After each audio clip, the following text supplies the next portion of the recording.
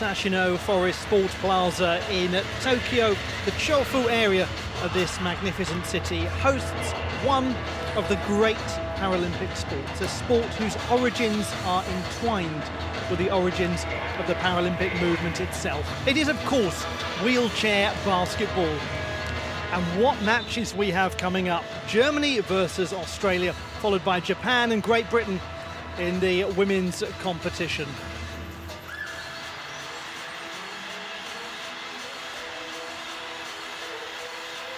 It is Germany's first match of the Paralympics. Australia have already begun with a 73-47 loss to Japan. So for them now the opportunity to take on one of the most successful teams in the history of wheelchair basketball at the Paralympics. But fear not, for Australia also one of the most successful nations in Paralympic wheelchair basketball history. This is going to be a sensational meeting. Two of Germany, Australia and the USA have contested each of the last 4 women's finals at the Paralympic Games. There are many changes to Australia from the teams that you will have seen in recent Paralympic Games, especially because of Australia not participating in the competition in Rio de Janeiro. In their meeting with Japan, Georgia Munro-Cook, wearing number 8, scored 16 points. Amber Merritt picked up 18. And they have silver medalists in the form of Merritt and Sarah Vinci from the London 2012 team.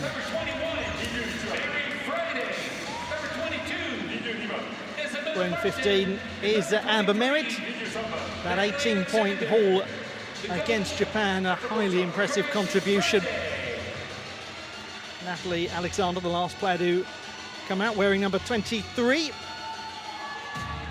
Like a number of the players in the Australian team, plays for the Perth Wheelcats. As we have a look at the Germany team, the silver medalists in Rio, the champions in London, silver medalists back in Beijing. They have got a fair few returners from that team. Most of the squad took part in Rio. 3 of them won the gold medal at the Games in London. One of the new ones we just saw there, wearing number 6, Katharina Weiss. Number 9, Laura Fürst, was a silver medalist in Rio. 15 is Barbara Gross, also part of that Rio team, the 27-year-old who plays for the River Rhine Rhinos. First opportunity for Germany to take to the national anthems from Australia court, and we now have the national anthems. それでは両国国歌の演奏です。はじめにオーストラリア国歌、続いてドイツ国歌の演奏です。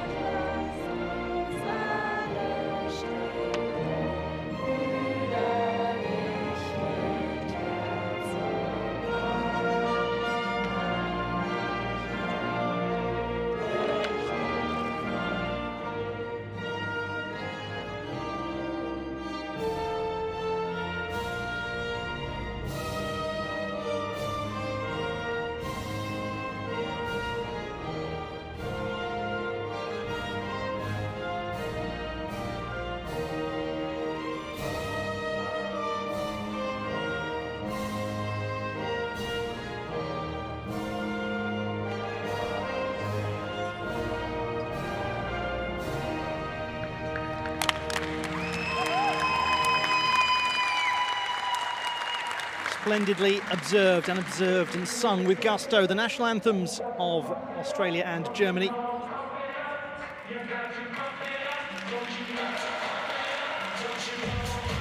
And on the subject of enthusiasm and gusto, we're about to see two spectacular wheelchair basketball nations do battle out on the court at the games of the 16th Summer Paralympiad.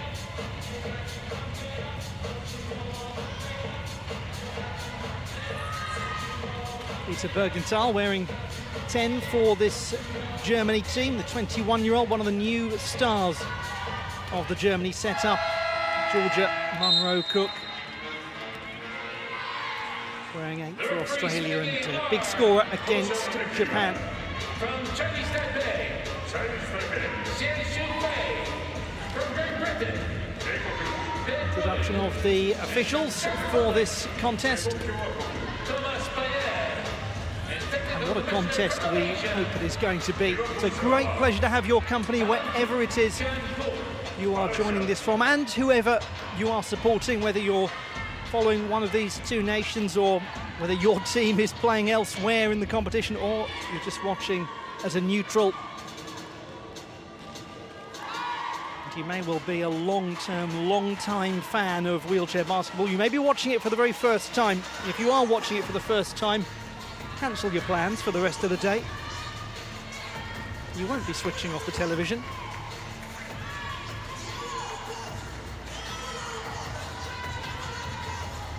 It is a sport whose origins go all the way back to that famous setting of the Stoke Mandeville Hospital, where the Paralympic movement began in earnest. As we have a look at the Australia starting lineup, and the high scoring potential is certainly clear in that first group of 5 that will take to the court in a moment. Craig Friday, the coach of the Australian team.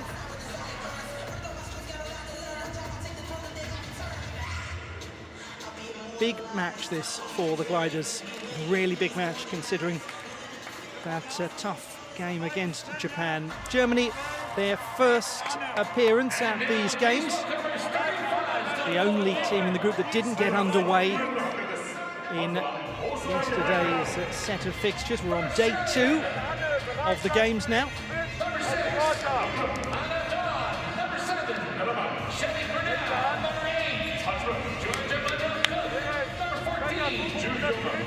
Last opportunity for instruction from Dennis Null, coach of the German team. And they really seem absolutely up for this. There's a palpable intensity about Germany. Sometimes you get that with a team that's about to play their first fixture. And for all of the players that did take to the court on day 1 of the games, they had the opportunity to play their first match for some time. It really has been quite a while since we've seen most of these players on a court at international level.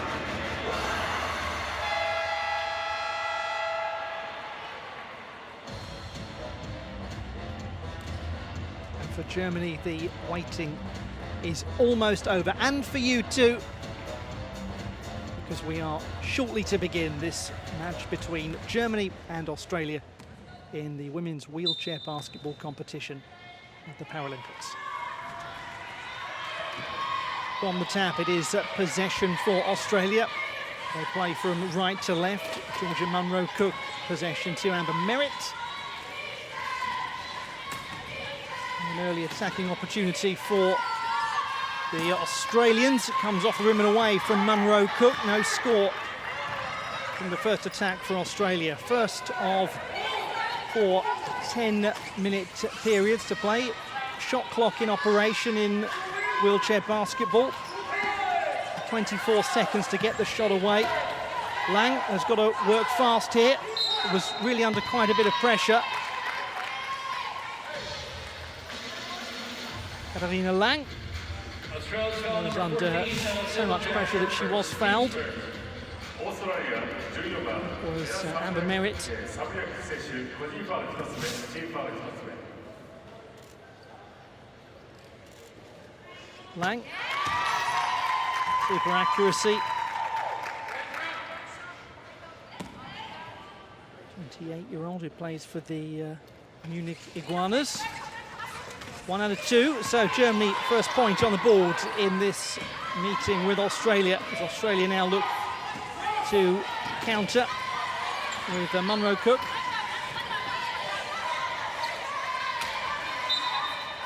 And Munro Cook just drawing attention to Hannah Dodd being on the ground.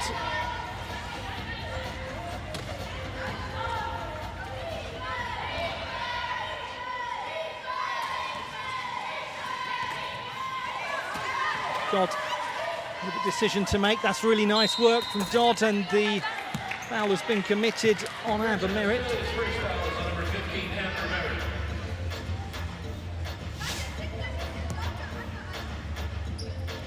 Germany's foul, number 7, Anne Maxwell, her first, DC Kingsbury. Svenja Meyer involved, as there was no success in the first attempt for Amber Merritt, who's picked up that great haul of 18 points against Japan. So, just as was the case for Germany, it's 1 out of 2 for Australia. Annabelle Breuer for his Mareike Miller, Olympic silver medalist in Rio, World Championship bronze medalist in 2018. Jess Cronje, who was absolutely beaming during the singing of the anthem. 23-year-old Sydney Metro Blue Hornets player. Superb athletic background. More on that later as Lang positions for the shot and scores. Really well taken by Katharina Lang.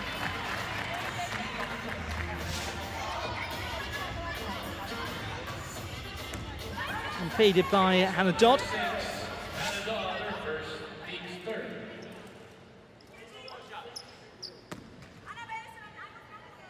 So from the line it is Lang. That's well taken. So Germany opening up a 3-point advantage after just over a minute of this contest in Group A of the women's competition. That's a great break opportunity. What lovely work this is from Australia. If they can convert, it's done.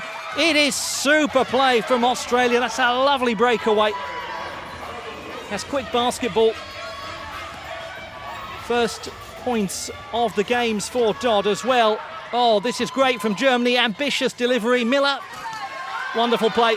And Germany re-establish that 3-point advantage courtesy of Mareike Miller. Well known for her time in the USA.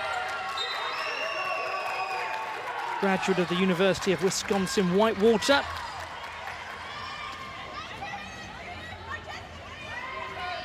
Their evidence, those of you who are new to watching the sport of wheelchair basketball, of just how rapidly the attacks can build. Lang just snuck in unnoticed. Miller. 7 is Shelley Cronau. Plays her basketball in Spain. Score of a couple of points against Japan. Munro Cook, PhD student at the University of Sydney, looking at history and gender and cultural studies. She's doing a fascinating research project on the barriers to success for women in the WNBA. Superb academic background, as indeed has she, Mareike Miller. Management master's degree from the aforementioned Wisconsin-Whitewater University. Loose ball. Breuer does well. Miller. Germany just searching for some shape in their attack, and it just touched away by Sabeljak. Ella Sabeljak, 29-year-old from the Gold Coast. 3 Melberg on for Australia. Another fine academic, graduate of biomedical science, as Germany increased their advantage. Anna Patzwald, 32-year-old.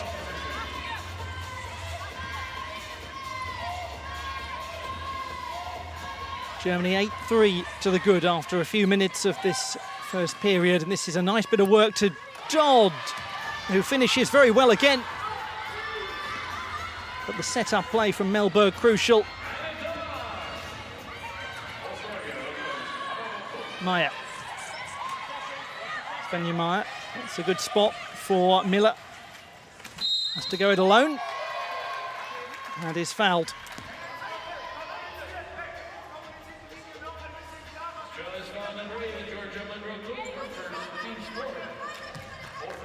Well committed by Georgia Munro-Cook.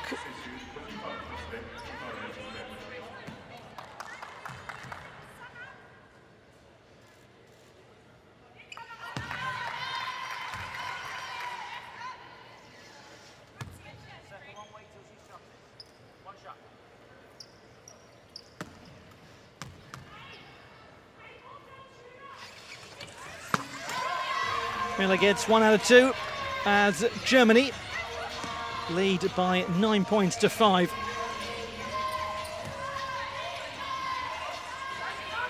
Attack interrupted. Australia have to go again, and Germany just making things very difficult for the Australians there.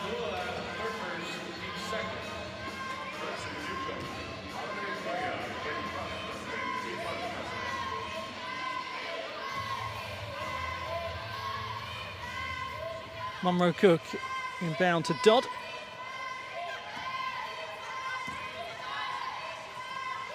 Ten seconds on the shot clock for Australia. Dodd from distance.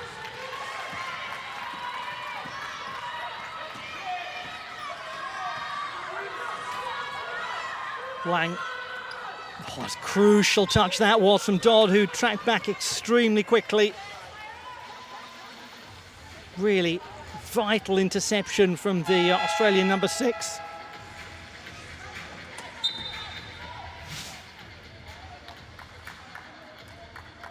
That's where the collision came between Breuer and Sabeljak.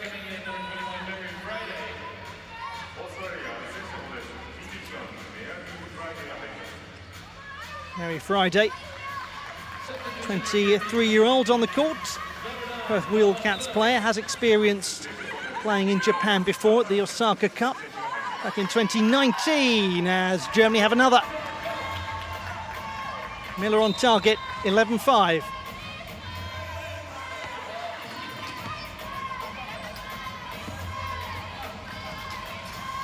All of the players in wheelchair basketball have a numerical classification based on the medical assessment of the nature of their impairment.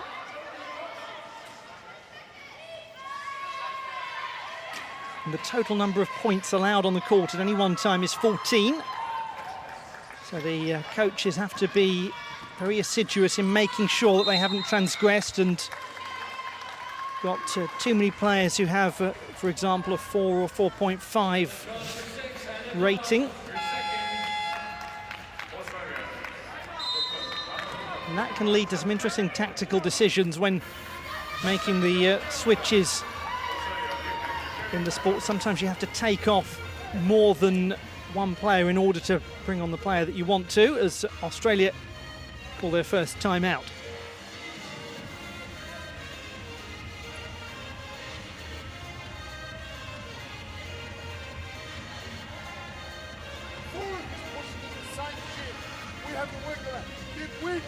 Work together. Stop making bad decisions. You pushed into 3 defenders. But why? like be smart, space the court. Defensively, last possession, we've got three over here. We're defending, three over.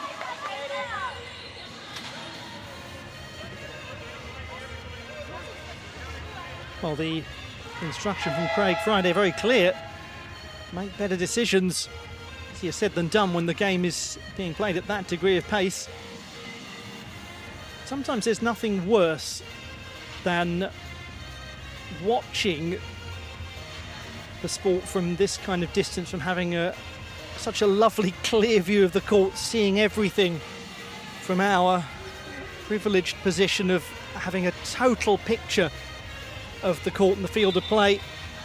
And when you see the close-up camera angle sometimes, it just reminds of how poor the level of visibility is for players down at ground level, how little they can actually see of the space emerging, and also how fast the play is unfolding.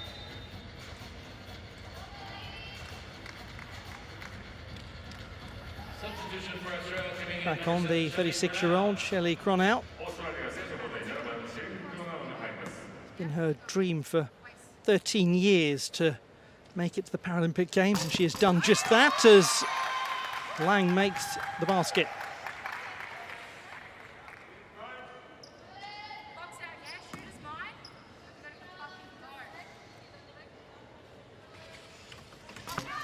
That's really well played from Katharina Lang. 2 out of 2 for the Munich-based player, who has also spent a lot of time at the University of Alabama, like quite a few of the German players have. Gone out to Munro Cook, 10 seconds on the shot clock for the Australians. It's really good work, and just wasn't quite able to find the basket, Cronow, but linking up well with Munro Cook.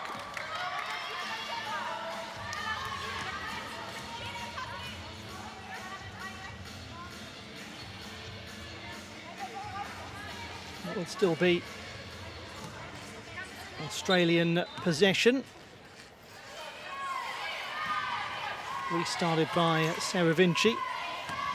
Goes back from Munro Cook to Vinci, now to Cronow. Vinci. Time was running out. Second violation. Subject violation. Deutsch scoring practice.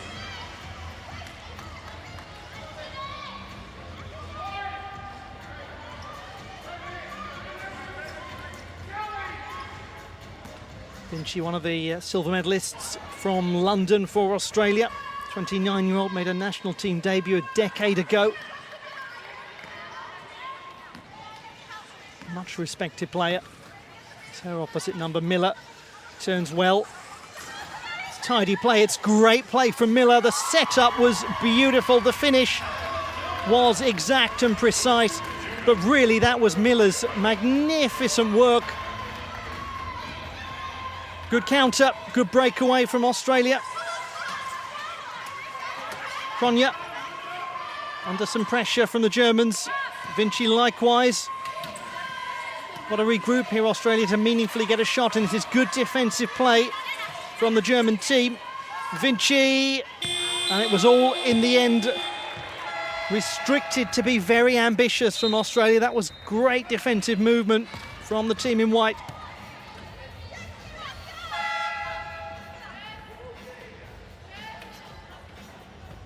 Substitution for Australia coming in, number 14, Anna Sablejack, and number 15, Amber Merritt.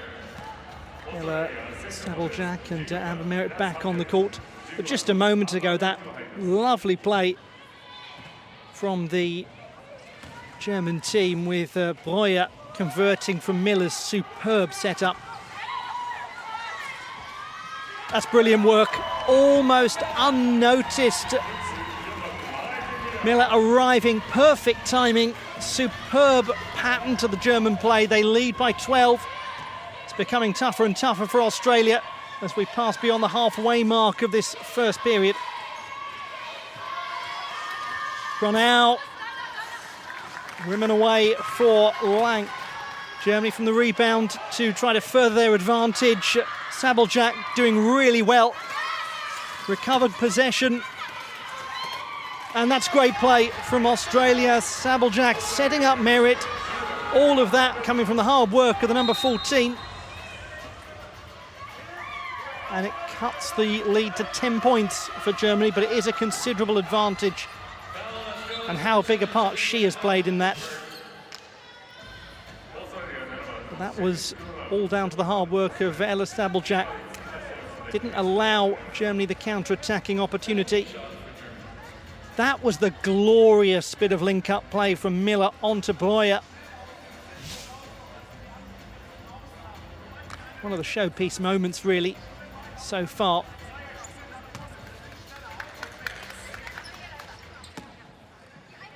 Meanwhile, at the other end, it's Miller. Oh, superb.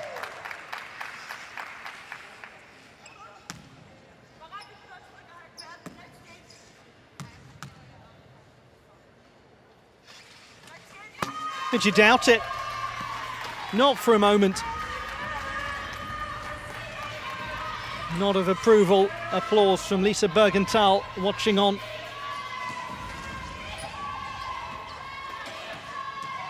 Germany re-established the 12-point advantage. Here is Merritt. To Sabljak, to Merritt.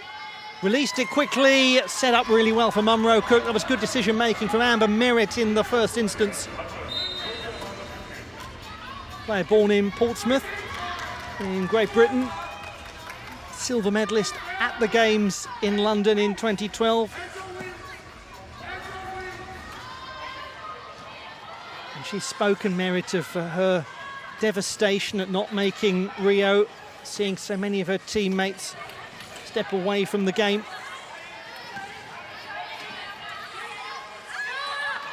Lang.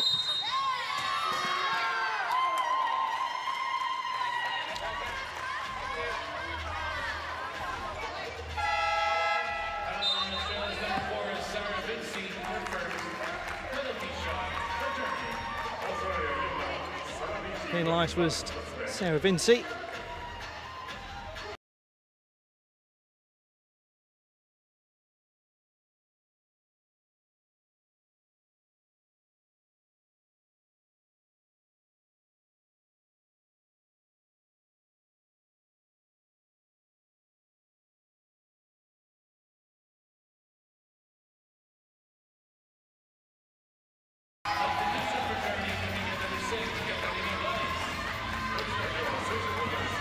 Germany lead by 11 points in this first period. Often the architect of the break is Amber Merritt. Might have to do it all herself at the moment. Not many clear options. One of them is Sabljak, but only momentarily. And in the end, Merritt did have to go it alone. Lang to Miller. Just covers so much court. Brilliant vision. What a delivery that was to Breuer. 10 seconds for Germany. Miller. That time well read by Merritt. And that's good recovering of possession by Australia. Haven't been many occasions, that may be the first, when they've managed to stop Germany from actually getting the shot in during the clock. Great arrival, super from Cronau. Beautiful timing in not just the shot, but just getting into the paint in just the right time.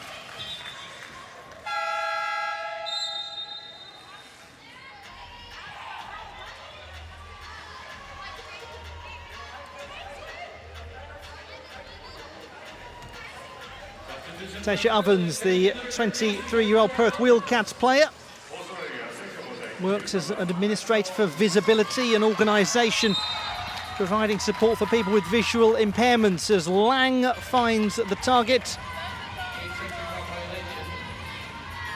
Another of the University of Alabama players, Katarina Lang. Much to ponder for Craig Friday.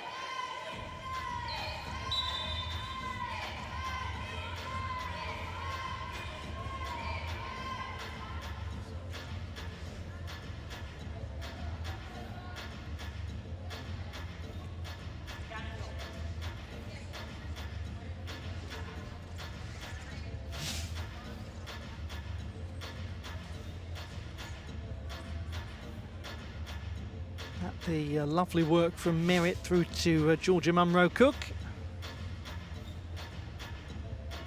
Isabel Martin watching on, 22-year-old from Melbourne.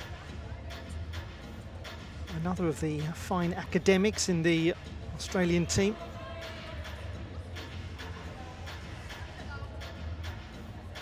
Actually, when you look across both of these nations, the extraordinary academic background of these athletes, so many of the players have managed to combine elite level sport with elite level academia and scholarship. Some of them still doing exactly that. And there is one of them, who is Amber Merritt, a mental health advocate for AIS Lifeline Community Custodians. Munro-Cook, the PhD student.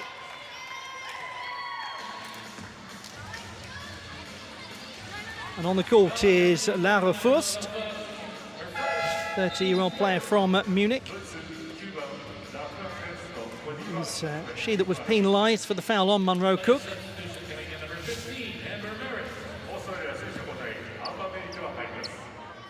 Very good swimmer, very good hand cycler is Fust.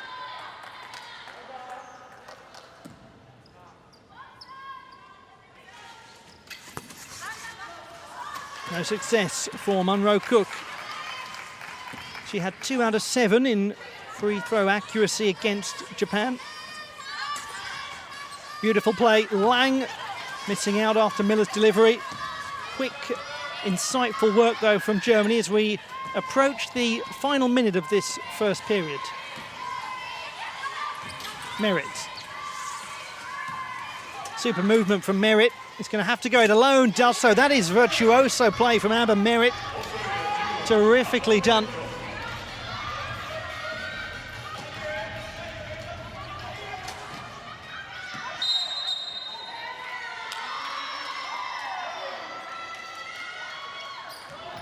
Germany's foul number 12, her first team score.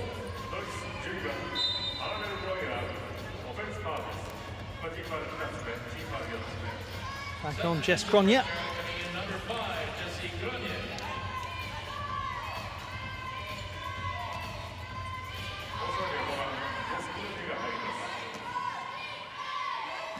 Gone out to Merritt, who just scored that wonderful basket, is dispossessed.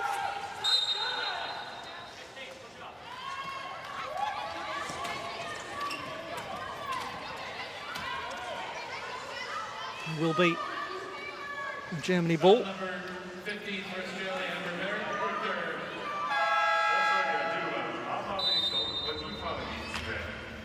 Coming in for Australia, number 8, Georgia Munro-Cook.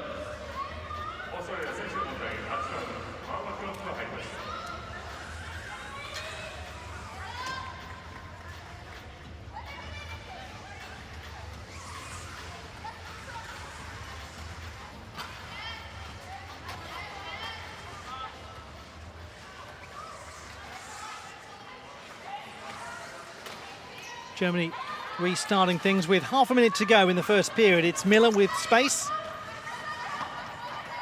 Looks around for the arriving options. Instead, it's got to be Miller on her own.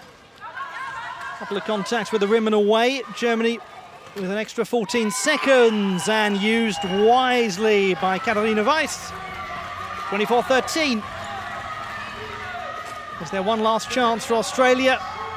There will likely be, but it was really too much of time pressure for Shelley Cronau, and consequently at the conclusion of the first quarter it is Germany 24, Australia 13. 11-point advantage for Germany, and they're looking in some control of this contest in Group A of the women's wheelchair basketball competition at Tokyo 2020, the Paralympics.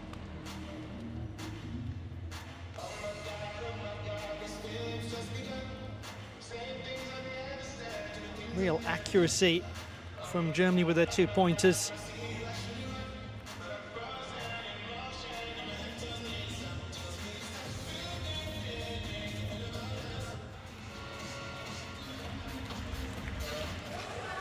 A look back at the strongest moments in this first quarter.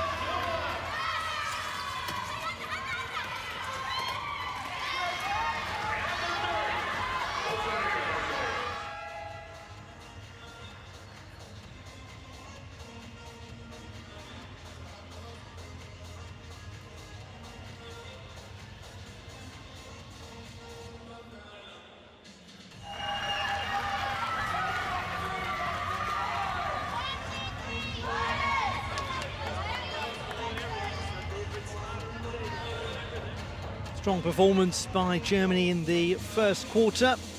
11-point advantage over the Gliders.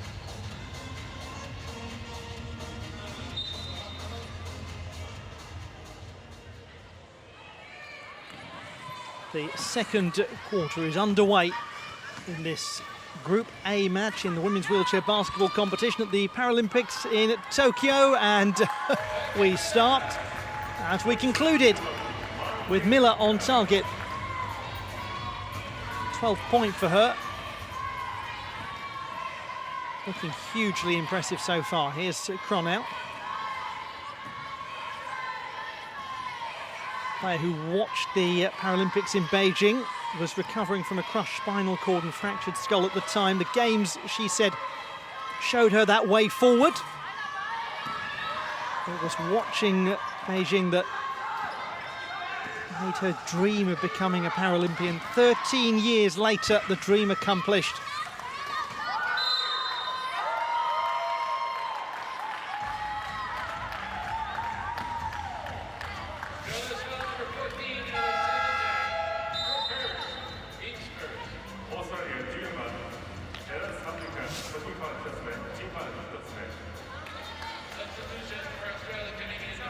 Saddlejack.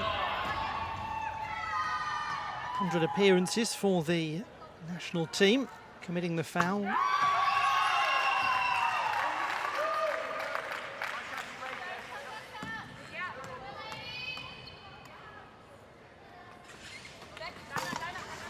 Annabelle Breuer wearing number 12, and the rebound put away by Catalina Lang.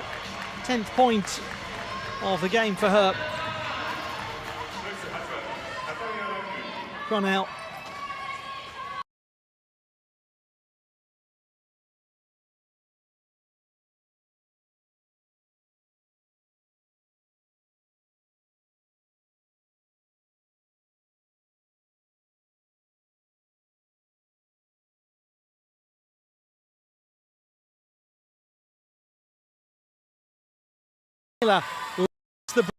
Really good. They're outnumbering the Australians and surely will convert. Miller started and finished. 14 for her, 31 for Germany. Munro Cook, good spot for Saddlejack. Must score. Oh, that was unfortunate. Just drifted across the rim. Brilliant counter-attack. Oh, that's a crucial touch. Well intercepted, Cronje, because that was looking dangerous. Cronje into the paint and was impeded by Miller. And Jess Cronje did really well.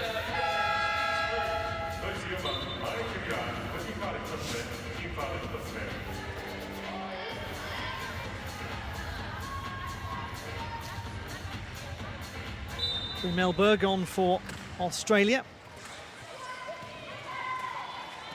Another PhD student in cancer biology, polarity and tissue architecture after her undergraduate studies in biomedical science at La Trobe University. Well, this is a great opportunity for Miller to go it alone, and you never really suspected there'd be any other outcome than that being put away. And it is now Germany who are 20 to the good. But the moment that went loose, the moment it was in Miller's hands, there would have been a rather sinking feeling for the gliders.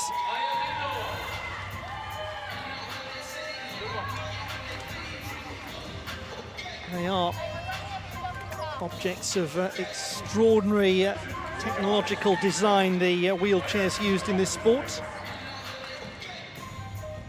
About 10 pounds lighter than they were many years ago in the earlier days of wheelchair basketball, made of aircraft aluminium or titanium. Very strong, very light, and as I'm sure you will have noticed, they have 6 wheels, allowing the players to balance, to pivot. Miller, what a pass from Miller, that's outrageous. And it's beautifully finished by Breuer. But Mareike Miller's delivery was sensational. What a way to absolutely unlock the court in an instant. And it's the second timeout called by Craig Friday. You can understand why. They're really up against it now. Hand off, come there, pass the ball there, back to the game, went by once, Hannah was wide open, then as he turned the corner, the shot at ball got blocked, no safety, we give up a layup. You can't even make the fucking pass from there to there, then we want to tap out this and say, oh, fuck, das durch, bis zum Schluss, auf geht's. Ihr seid so selbstbewusst, dass ihr fast break minutes, good job. Well, let's just enjoy that again. That was absolutely beautiful play from Miller. Just an extraordinary player. Good finish too from Breuer. 5 points from her. Miller, scorer of 16. Provider of about 16,000 by the looks of things from those replays. Always involved.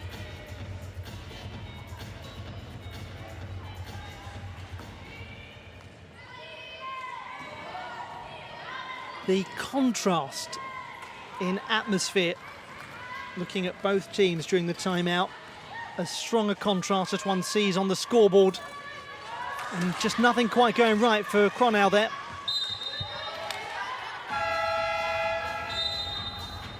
The Australian players nodding heads, frowning, acknowledging there's a lot to do still as Mary Friday comes on. Meanwhile, Dennis Knoll didn't have a great deal to say to his players, as we see Barbara Gross just concluded by saying good job. And why not? Munro Cook. Taken well by Melberg, couldn't finish. Miller.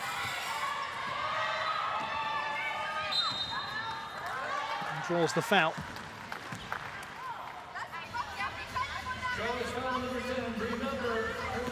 Melberg impeding the 31-year-olds.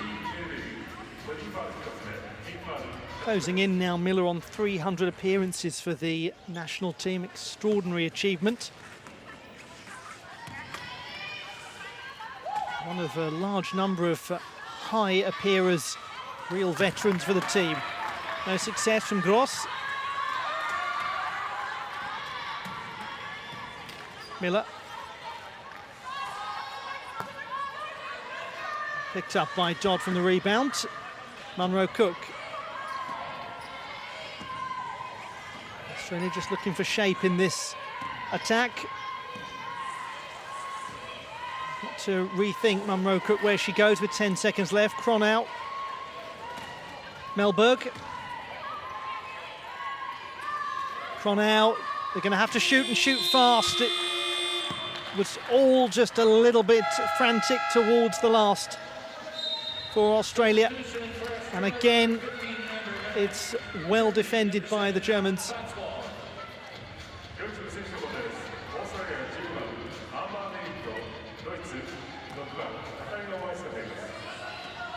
Anna Patzwald wearing number 7 for Germany as Maya Lindholm, who's another player closing in on 300 appearances, delivers it to Gross, who delivers a couple of points for Germany, her first of these games. 37-13, the gap grows and grows.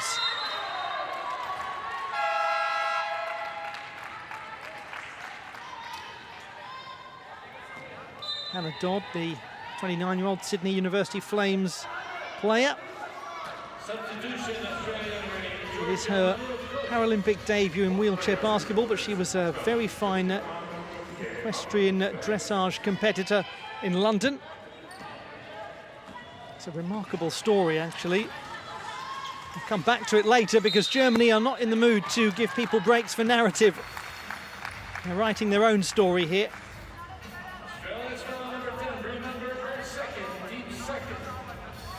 Foul by Melberg.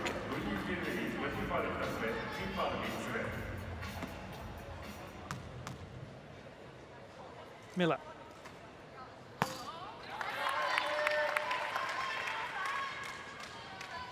Very versatile athlete. Very fine tennis player, lacrosse player, good kayaker. He's a most accomplished graphic designer and web designer too.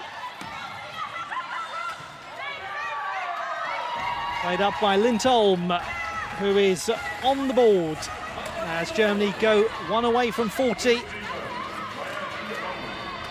We're beyond halfway in the second quarter. Good vision to find Dodd, who was under a lot of pressure from Katharina Weiss.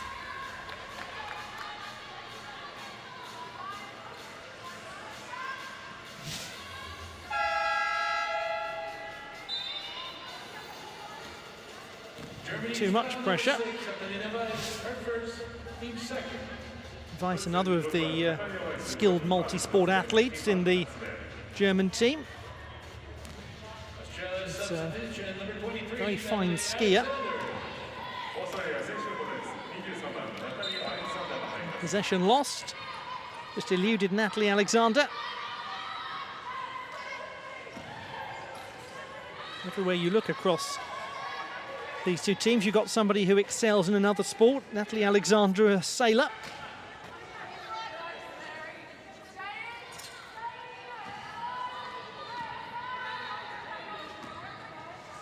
Lindholm, 10 seconds to do something with it, and she has done something with it. Oh, nearly.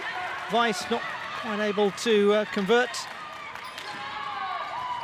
It's stolen back by Germany, really well recovered.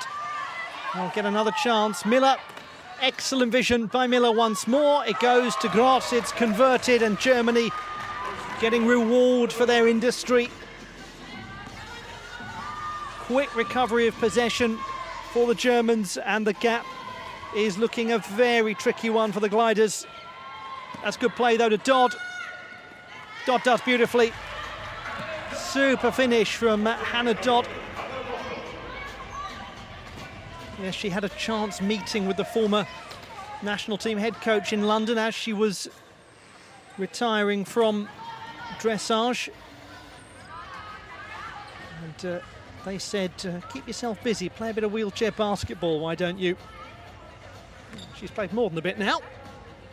Closing in on 100 appearances for the national team. Joining that remarkable club of those who have represented their country in more than one sport at the Paralympic Games. Space for the aforementioned Dodd to Alexander. Nearly. Just had to recover possession. And the subject of which possession has been recovered by Australia, by Amber Merritt, who's done well. Goes to Dodd.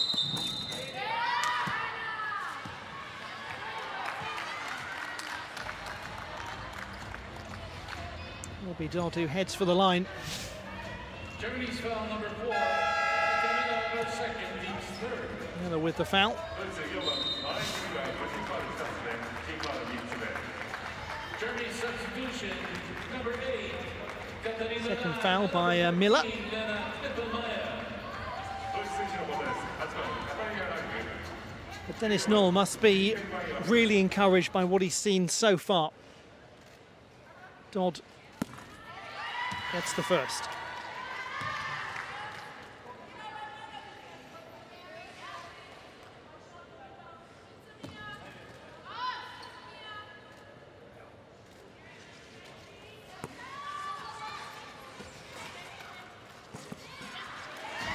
Merritt from the rebound. Australia to 18.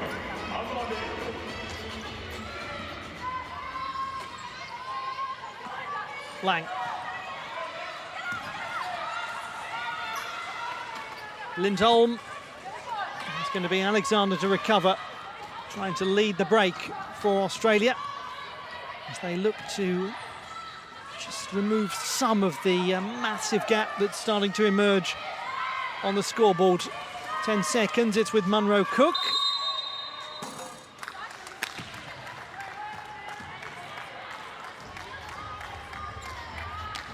Knippelmeyer, the player penalised. ド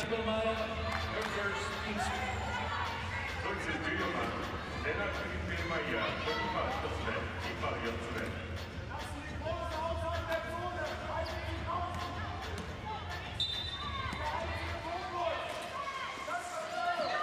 Inbound from Dodd. Munro Cook, beautiful stuff.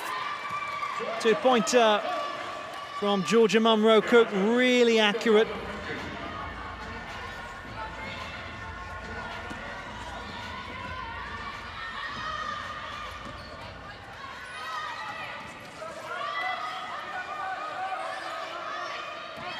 Katarina Lang.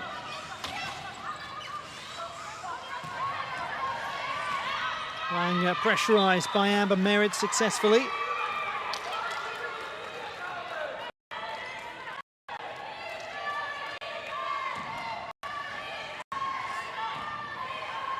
Merritt had to become a real leader figure in the team at quite a young age. When so many of her teammates retired after Rio, she's spoken of being so much in denial about the fact she was a leader of the team as she sets up Mary Friday. First points for the 23-year-old.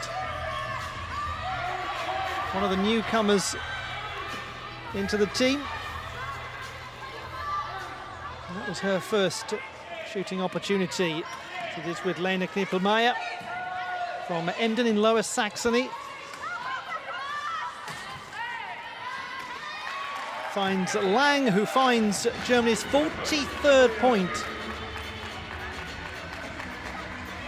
Just over a minute to go until the halfway mark of the contest. Here is Amber Merritt. Finding Munro Cook. And jubilation on the sidelines from Australia as the foul was committed by Lang. Germany's foul number 14, Knippelmeyer, actually, who was committing the foul from behind.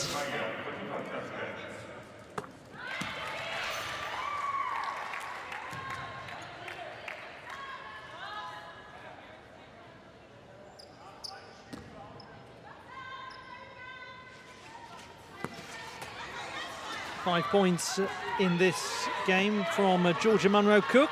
Score of 16 against Japan. Super spot for Weiss. Friday making it difficult. Knippelmeyer into the paint, setting up Patzwald. It's great teamwork from the Germans. Anna Patzwald, 4 points for her.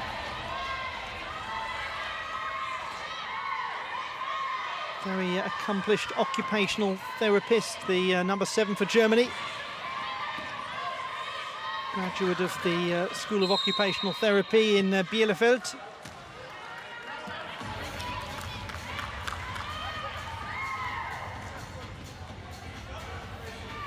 Germany's foul number 11, Maya Lindholm, her first. Clinton committing her first personal foul.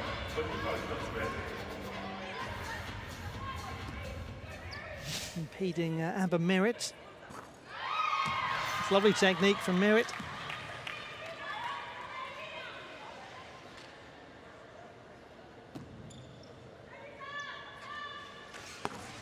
Super work from Australia's Amber Merritt, who has 9 points.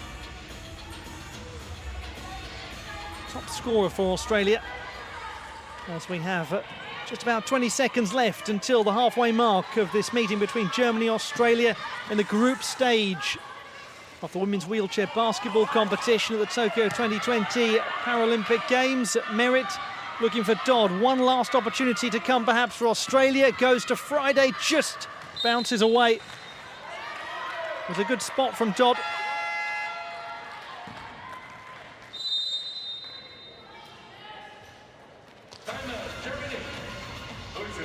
Germany calling the timeout with 3 seconds to go.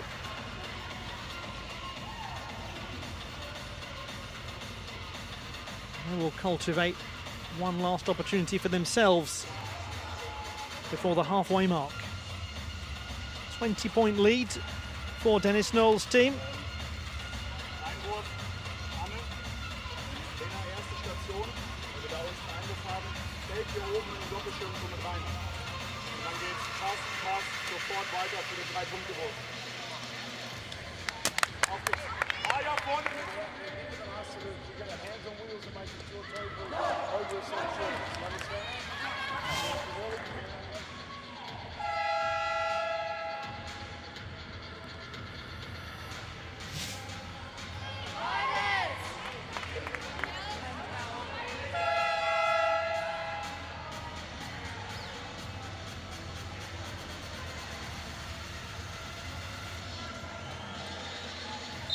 Just 3 seconds remain in this second quarter.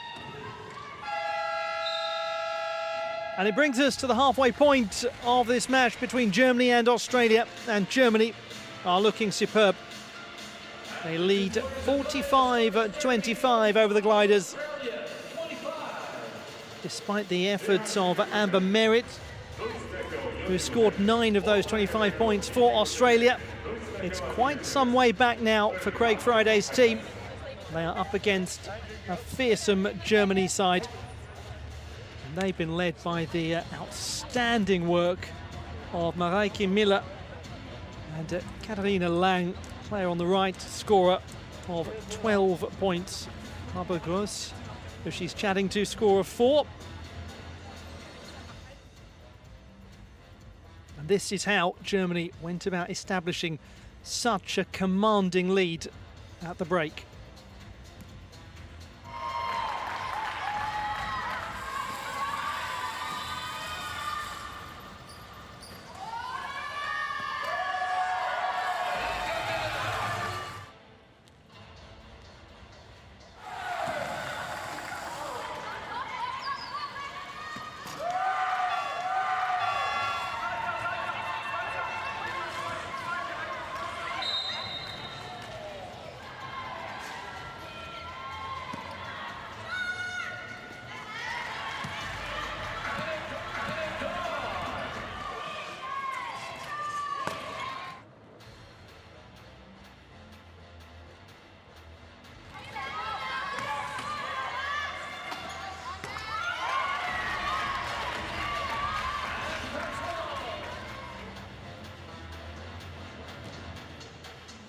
(45-25), Germany with a handsome lead at the halfway mark of this match in Group A of the women's competition at the Tokyo 2020 Paralympic Games. More to come though. Can Australia mount what would be an unlikely and sensational comeback? We shall find out in just a moment.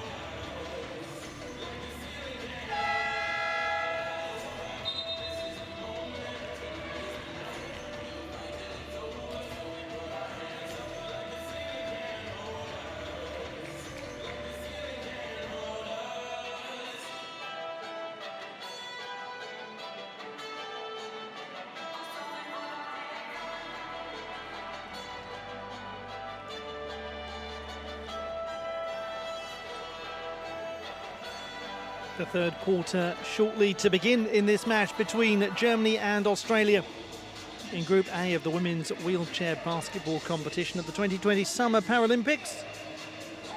And the venue is the Musashino Forest Sport Plaza in the Chofu area of Tokyo. And the score is 45-25 in favour of the team in white, silver medalists from Rio. They're quite a team, they're playing well. They're led by the captain, Mareike Miller.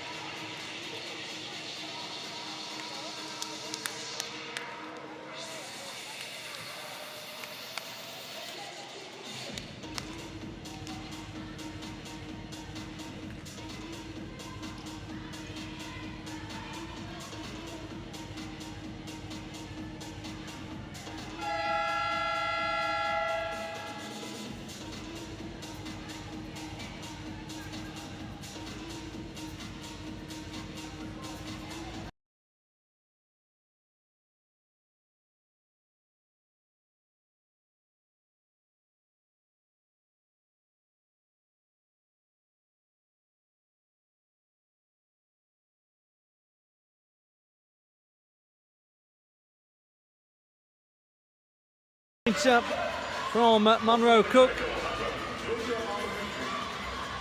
7 points for her in this game so far. Top scorer for Australia is Amber Merritt with 9. Munro Cook joins Dodd at the 7-point mark as here come Germany with Katharina Lang. Lang finding Svenja Meyer, it doesn't drop. Yet to get on the score sheet. Through nicely to Dodd. This is good play. Sabeljak, Merritt. That would have been a real morale boost for Australia if they managed to get 4 early points without reply in this third quarter. Instead, it's plenty of space for Breuer. Recaptured by Australia. Merritt working fiercely hard, as is always the case with her. 28-year-old from Portsmouth. Merritt has to go back to Sabeljak. Munro Cook will shoot. Just a couple of missed opportunities for Australia. They've started so positively in this third quarter. Here is Lang. Miller. Meyer. 10 seconds to the 24. Germany just not quite finding their range. Australia have got to capitalise. They've got to punish the Germans now. Merritt.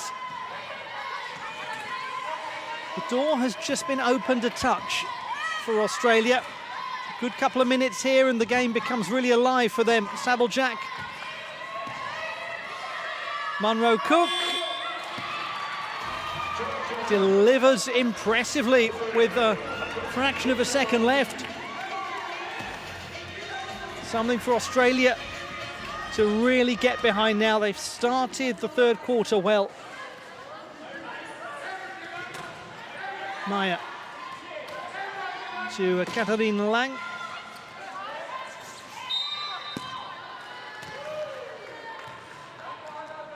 This time the foul committed by frustrated Hannah Dodd. Said she started playing just for fun, just for enjoyment. But says of herself she should have known better because she's such a competitive person.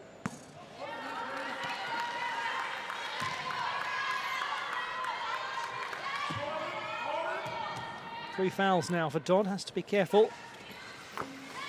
Just 1 out of 2 for Miller, but it gives Germany their first on the board. Lovely to have some local youngsters here, some schools attending the Paralympic Games. So many of the wheelchair basketball players at the Games, indeed players of all sports, have spoken of just how important school was for them in many cases in affording them their first opportunity to not just play the sport, but actually see it, know it exists. It's one thing to have an aptitude for something, to develop a passion for it, but you've got to discover that it's out there in the first instance, and that's why it's such a fine thing that some young people have had the chance to come and watch as Germany recapture possession with Miller, and that's what she does so well. Gathered it up most impressively. Germany, perhaps with that single attack, back on track as Merritt moves up court. That one dropped it in and out. Merritt will go to the line.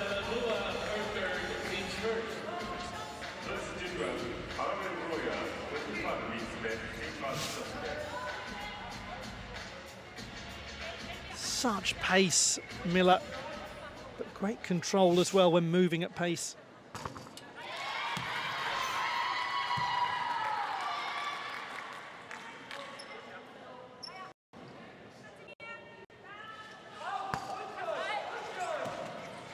Four out of 6 on free throws for Merritt. Best success rate of anyone in the Australia team so far. And only Katarina Lang, who's 4 out of 5, has done more.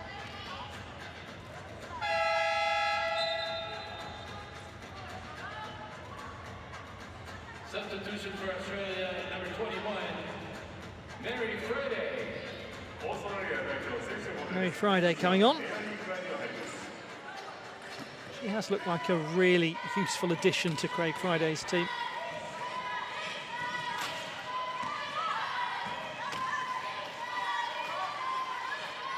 Georgia Munro-Cook gone out. Time expires for Australia. Dennis Knoll impressed there visibly with his team's defensive work.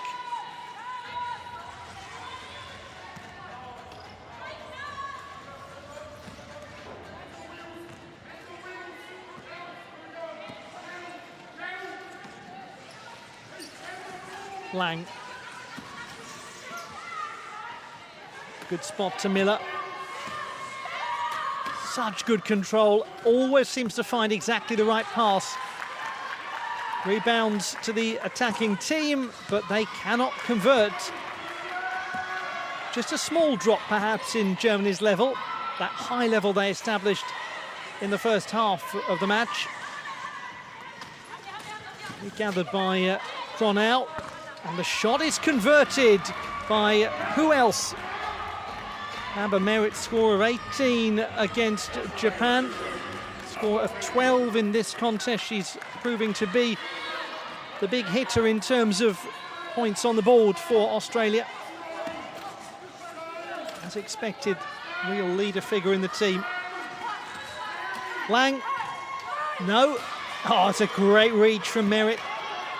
Super defensive control.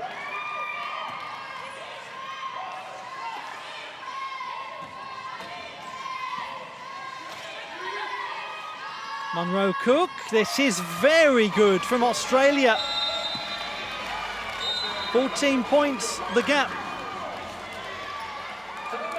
Trailed by 20 at the halfway mark.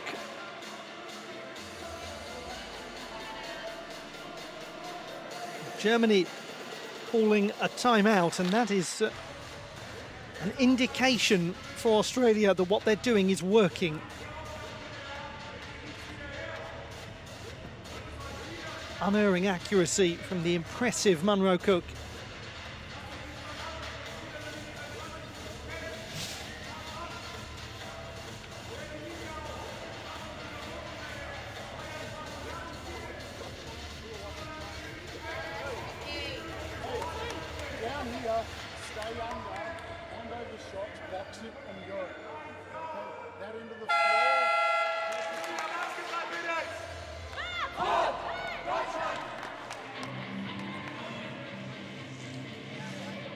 Perhaps just a slightly more serious atmosphere to the German timeout this time.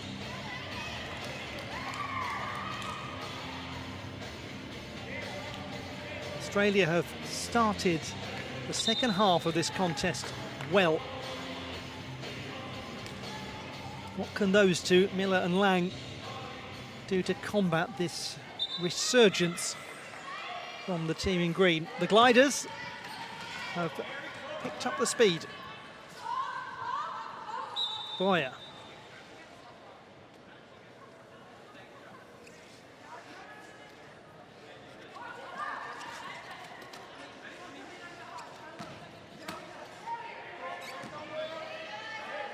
Boyer inbound to Miller, Miller to Lang. Plenty of time here, but the shot is rebounding, as is often the case, to Amber Merritt, who goes from defence to attack with a rapidity. Great spot, great movement. Dodd, oh, couldn't get it. It's a lovely move from Australia. Dodd arriving with exquisite timing. The finish did not match. Mayer.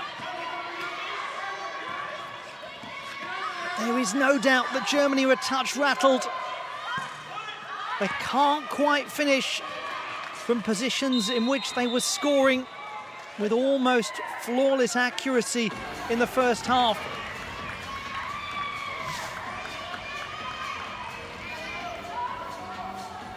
Friday did well.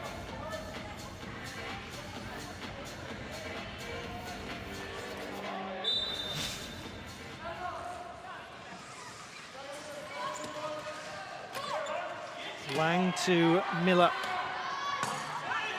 Again, it's off the rim and back into an Australian pair of hands. Not Merritt on that occasion, but she picks it up. Moves it to Dodd. Back to Merritt. Must do. Does. 12 points. Hang on a minute. Hang on a minute. This is something from Australia. Lang. Miller, lovely turn, opens up the space. Germany have got one through Svenja Mayer, and it came from Miller's unlocking of the defence. But Merritt once more. Munro Cook, they look so much more confident now, the Australian team, as there's a tangle of wheels in the paint. Conau and Breuer.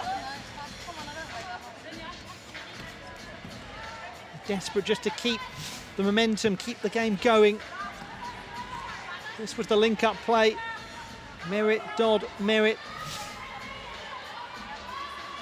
What a performance it's been from Amber Merritt. 14 points she scored. Munro Cook. Merritt. Not that time. Crucial counter-attacking chance for the Germans with Katharina Lang. Doesn't have too many options, but when one of them is Miller, it's always a good option. Play pulled back. Australia's foul number 7, Shelley Cronau, her second, team second.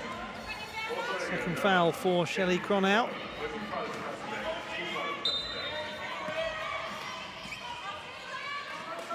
Lang. Great arrival and finish from Miller. Steadier from Germany.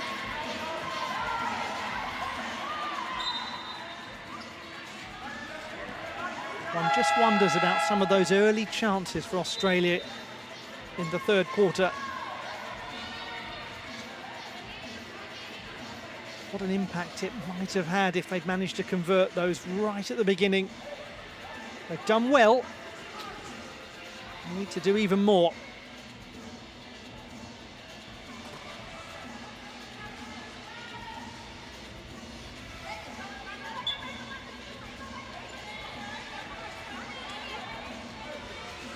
Substitution for Australia, number 4, Sarah Vinci. Sarah Vinci back on the court. Twice been the MVP in her class nationally, along with 3 times in the All-Star 5 at domestic level. And here is Vinci. Germany defending well. Lang with the interception. It goes to Miller. Miller covering a lot of court with Lang arriving. Great spot and almost a great finish.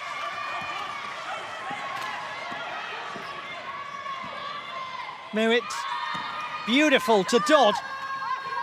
The layup is collected by Cronau.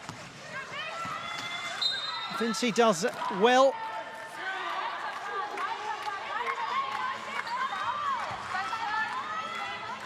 Australia still have a little time remaining. Substitution for Germany, number 14, It's been a fascinating third quarter. It's changed the dynamic of the game. Has it changed it sufficiently? That is what we do not know yet. Munro Cook, it's already been brought back. Nippelmeyer, the player, penalised. A wince from Dennis Knoll.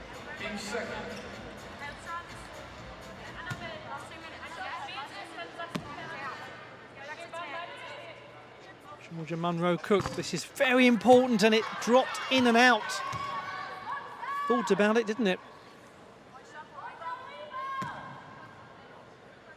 4 fouls now for Breuer. Gets just the single. Georgia Munro Cook.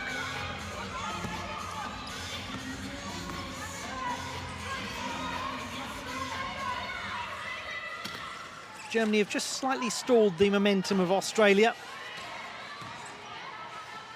It's been a good eroding of the deficit, but the numbers do not favour Australia in terms of how quickly they are or aren't making it up. They've got to do more. Well, they've done a lot. Merritt struggles to control, pivots well. That's great play from Merritt. Oh, what a finish from Vinci. Excellent play for her first 2. Got a couple against Japan as well.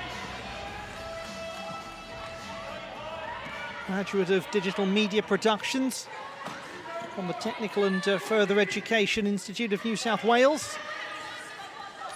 Meyer.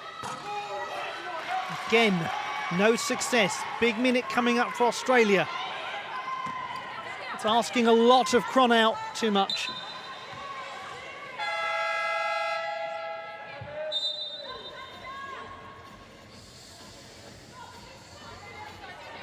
Substitution for Germany, number 6, Katarina Weiss. Katarina Weiss returns.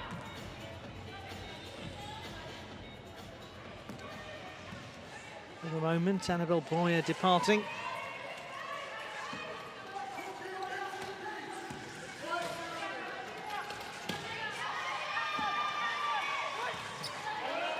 Miller.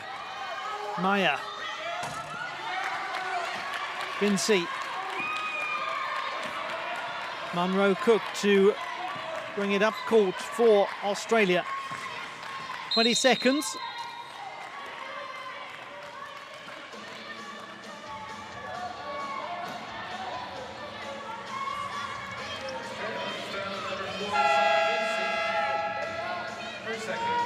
Fascinating when you talk to Sarah Vinci about the start she made in the sport. She began as a 6-year-old.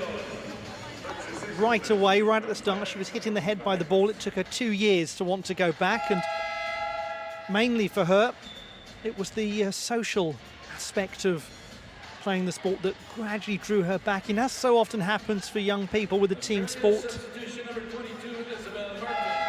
Good job too as well. What a key player she's been for the Australian Paralympic team over the years, as Isabel Martin comes on alongside Jess Cronje.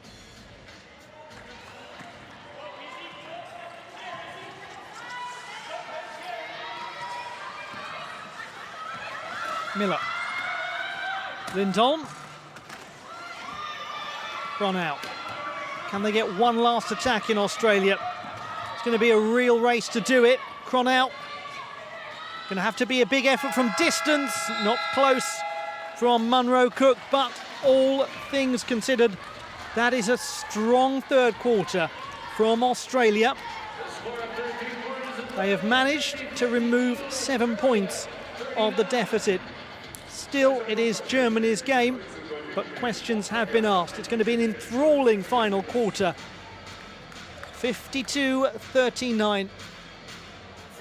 The accuracy improving for Australia, but more significantly perhaps, the accuracy really decreasing for Germany.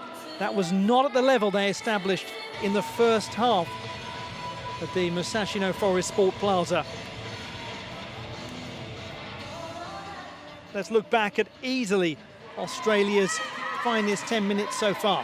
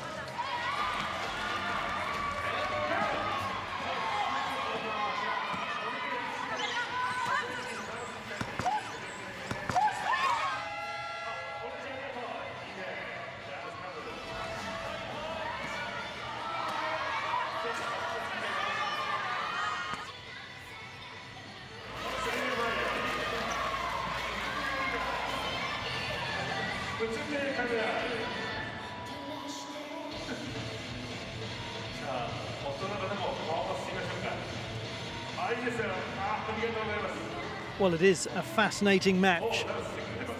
It's set up for a real barnstormer of a final quarter.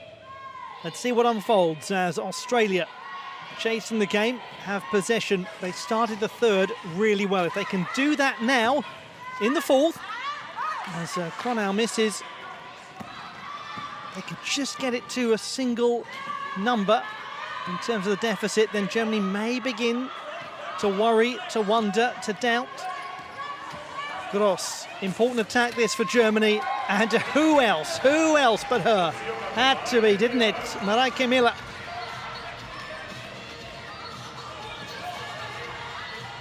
Back to a 15-point game. Munro Cook, regathered by Cronau. That's a great steal from Miller. Lindholm one-on-one. And arriving is Miller with supervision. She's so calm in possession, she just waits for the right opportunity at all times. It was Padsvold who couldn't convert.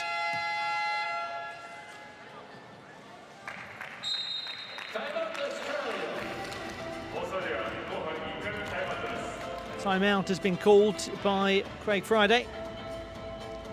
Perhaps just wanting almost a reset of the quarter.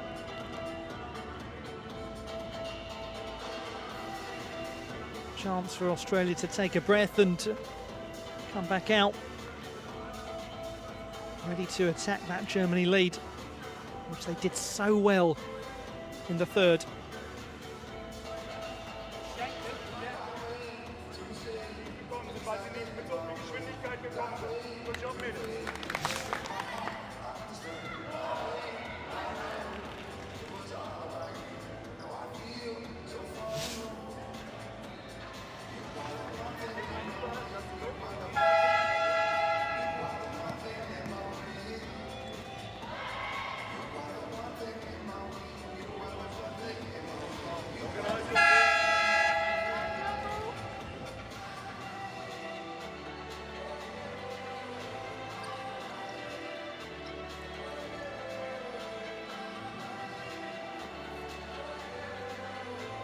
Well, how she has delivered so far, Amber Merritt.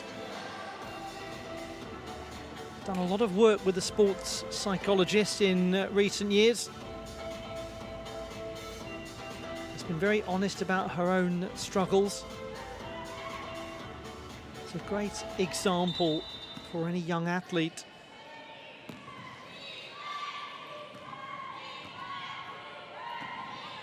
Georgia Munro-Cook. Merritt.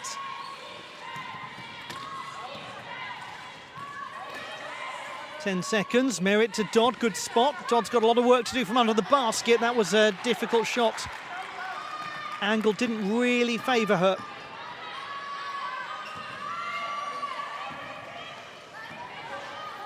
Lindholm. Lindholm once more from Miller. That's a great pass from Gross. Miller couldn't convert. She gets the rebound and is fouled.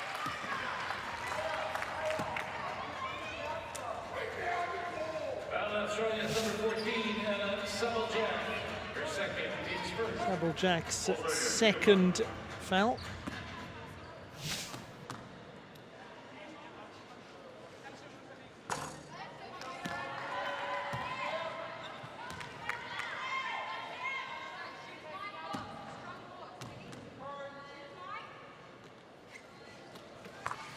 Miller does manage the second, 50-50.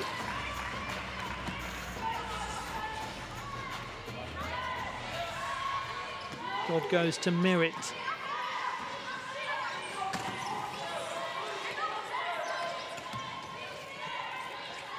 Merritt with 10, shoots and scores. Good decision that from Amber Merritt. There wasn't an obvious option. She gets her 16th point of the game. 2 away from what she managed against Japan, as Australia are 14 away from Germany with under 8 minutes remaining. Gross. Miller arrives out of nowhere and scores. So hard to spot. She just drifts into the right position. Germany 57, Australia 41.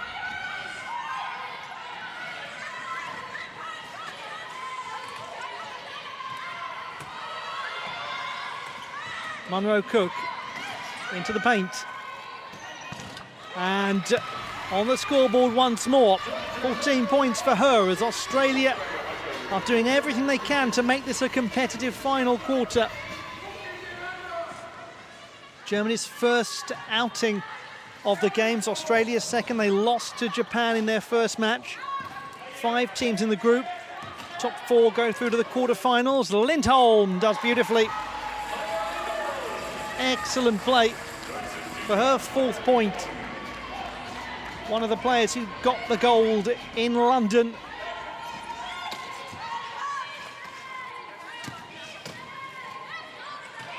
Munro-Cook over the top, and it's Miller who gathers.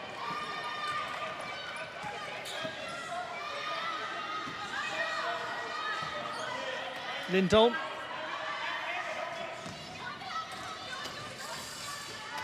Miller, great timing to Gross. That was an excellent bit of bridge work from Miller, linking her teammates. Barbara Gross for her 6th point. Here's Merritt at the other end. Good counter work from Australia. What an important basket that could be. Nonetheless, it's Germany's game. There's no doubt about that. Unless something really transformative happens in the next 6 minutes.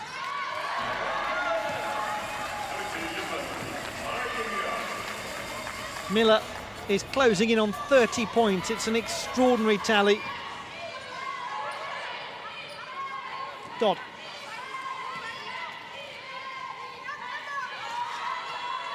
Merritt. It's going to be gathered by Lindholm.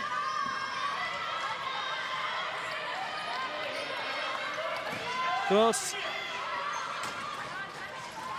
Miller goes into Sabeljak. Does pick it up nonetheless. Breakaway opportunity for Australia. Merritt will go it alone, will score. Amber Merritt. 20th point for her.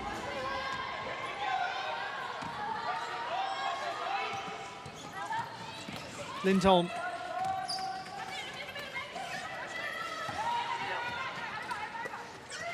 Swatted away by Merritt, but only as far as her opposite number, Gross, who scores. She's starting to really establish a presence in this game. Barbara Gross, really accurate. Only missed one shot so far. There's the player who's on 28 points so far, Mareike Miller.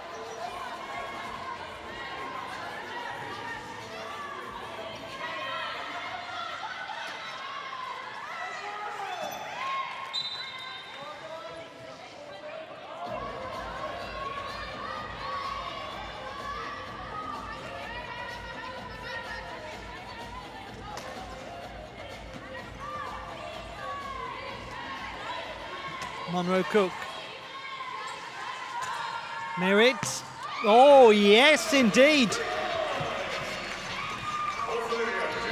Amber Merritt with the three, the first one we've had.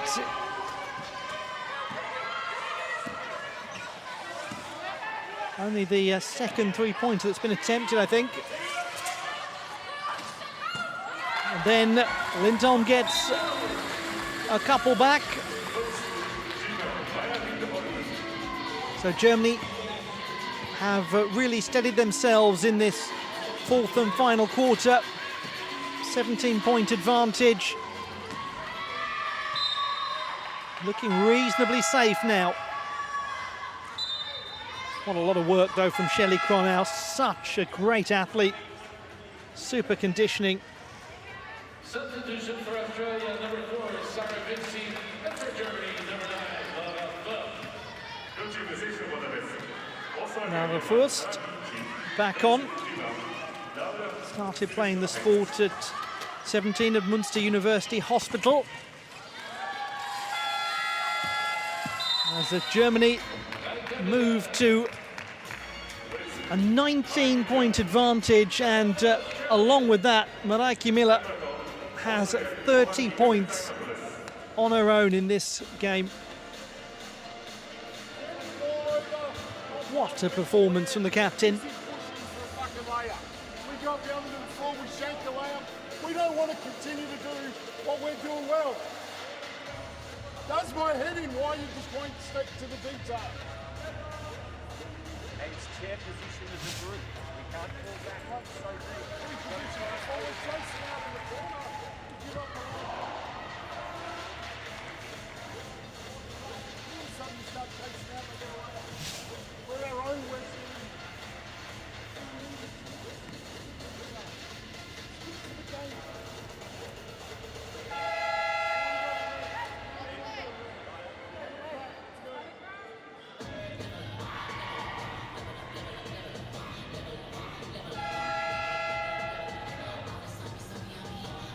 Tale of two athletes.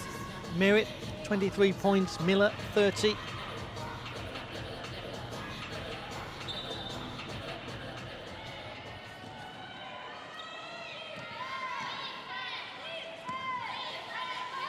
Hannah Dopp.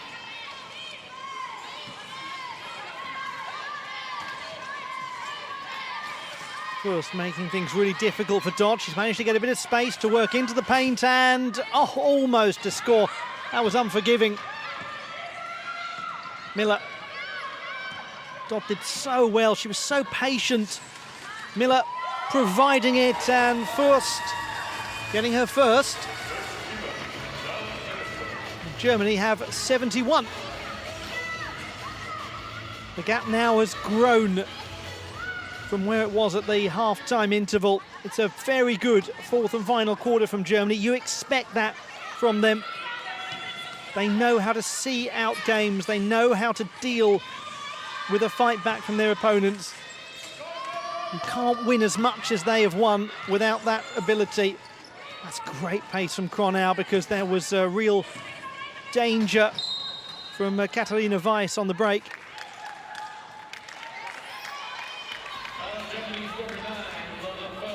Now the first with the foul.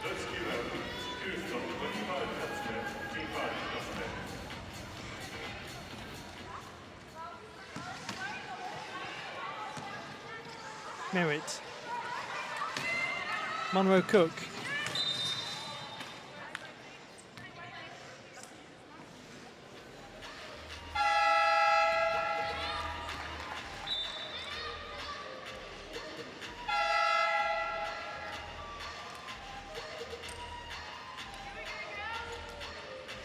Brie Melberg and Tasha Ovens making their way out onto the court as time runs out for Craig Friday's team, but not for want of trying.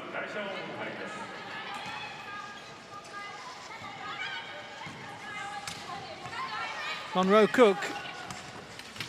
Vinci. Oh, she does ever so well. Under massive pressure and converting superbly.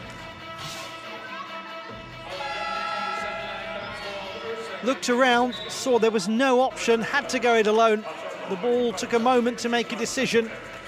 Dropped to their delight. Now can she add to that, having been clearly fouled in the build-up? Svenja Meyer, the player who committed the foul. And this Bergenthal is on for the first time in this match. No joy for Vinci that time. Meyer.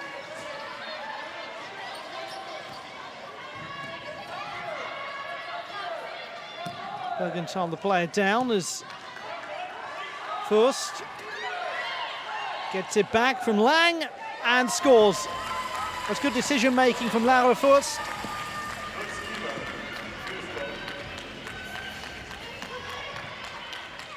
Monroe Cook, good spot, Merritt. She's been so good when alone in front of the basket. Amber Merritt goes to 25 points. As we have a minute and a half left of this match between Germany and Australia, two of the greatest nations to play the sport.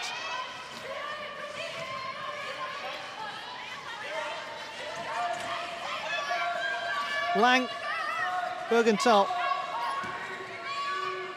We're just going to get the shot in, using every last second.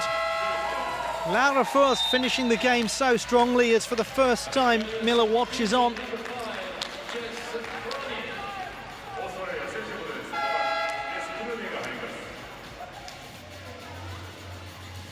Jess Cronje back on for Australia.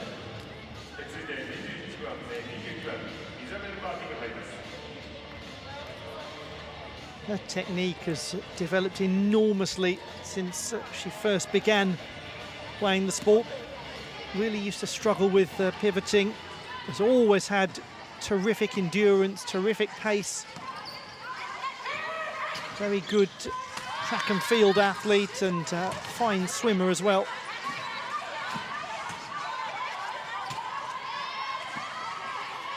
Here is Cronje. 5 seconds for Merritt to do something. Oh, and has she? That was something from Amber Merritt. If it falls to anyone with just a few seconds left, you want it to be her, don't you?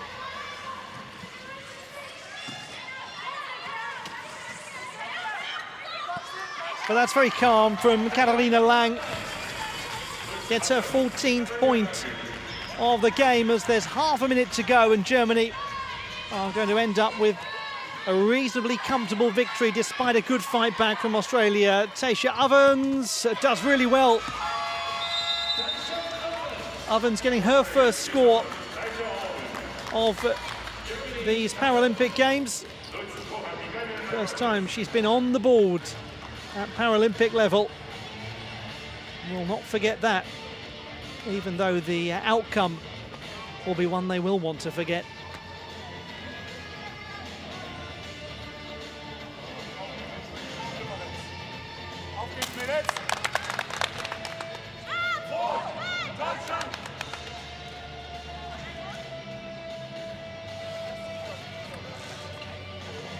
As Miller now watches on, is Merritt going to be able to catch her? It's an enjoyable mini battle, isn't it, between those two?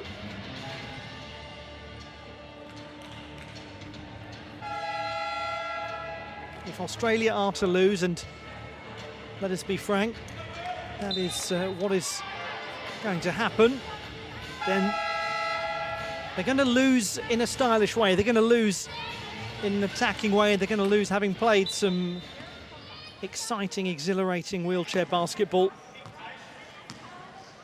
But it is so difficult to beat Germany. So few ever manage to do it. Right from the start, Germany established a commanding lead. Pressure put on by Isabel Martin. But there'll be no further time for Australia, despite a resilient showing in the second half, especially in the third quarter. It is Germany who have seen off the challenge of Australia, 77-58. And at the heart of it all, as is so often the case, was Mareike Miller, scorer of 30 points, provider of so many more. A great team performance from Germany. Katharina Lang as well, scorer of 14. And really key in the latter portion of the match was Barbara Gross, wearing number 15, scorer of 8 points.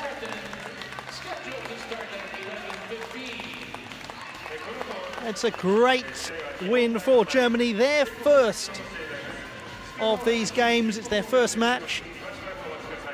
Australia winless after 2, despite giving it absolutely everything they had.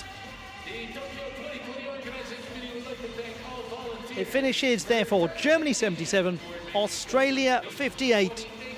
Germany starting the Tokyo 2020 Paralympic Games, as a team like Germany tends to do, with a victory.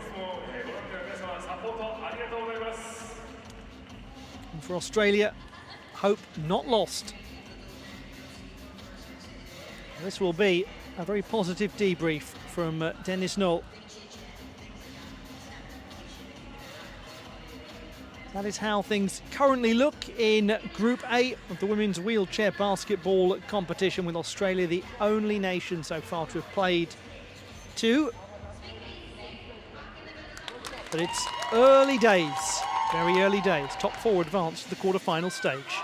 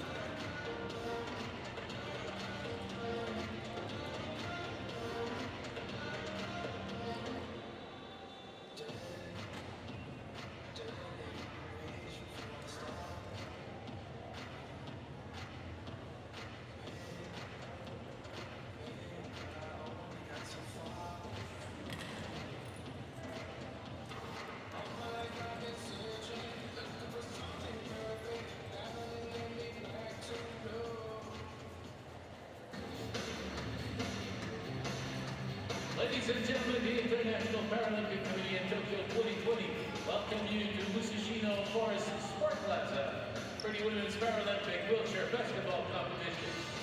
さあ皆さんこんにちは。本日は東京2020パラリンピック競技大会車椅子バスケットボール競技大会武蔵野森総合スポーツマン大をご紹介して誠にありがとうございます。 Our next game features Great Britain and Japan, scheduled to start at 11:15. この後の試合はですね、日本対英国の試合がこの後11時15分予定しております。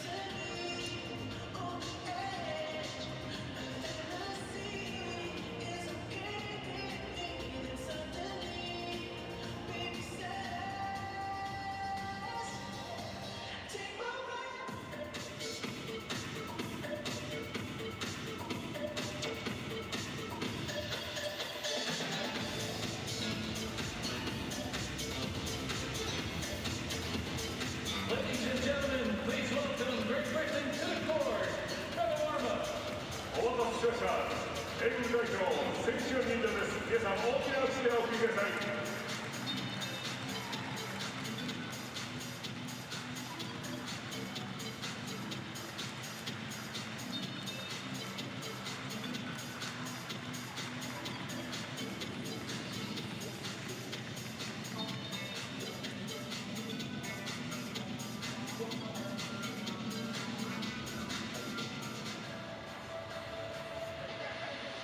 And now, please welcome Japan to the floor.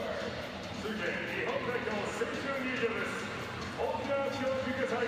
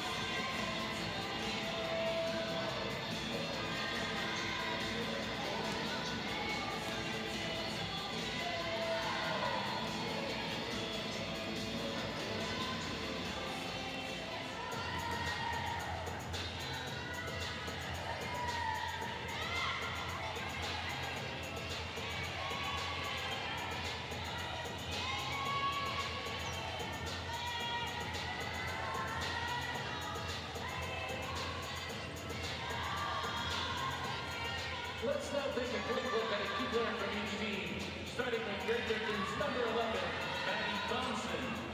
さあ、ドラマ試合を行います日本代表、そしてイギリス大学でエイティングラインの両チームからキープレーヤーを紹介しています。まずはエイティング代表11番アンジェリー・トンプソンです。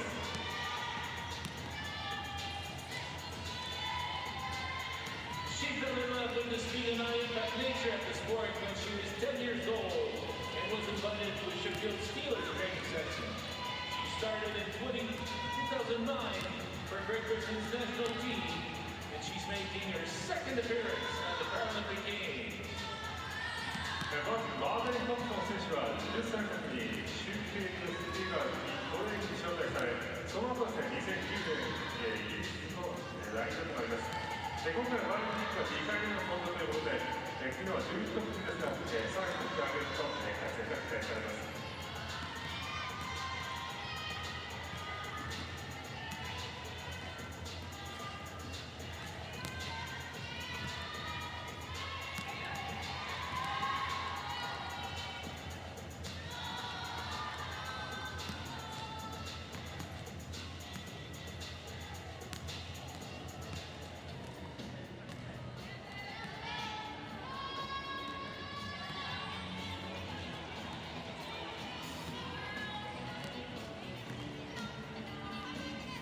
And now for Japan, number 12, Ikumi Fuji. さあ、続いては日本代表は10番藤井郁美選手です。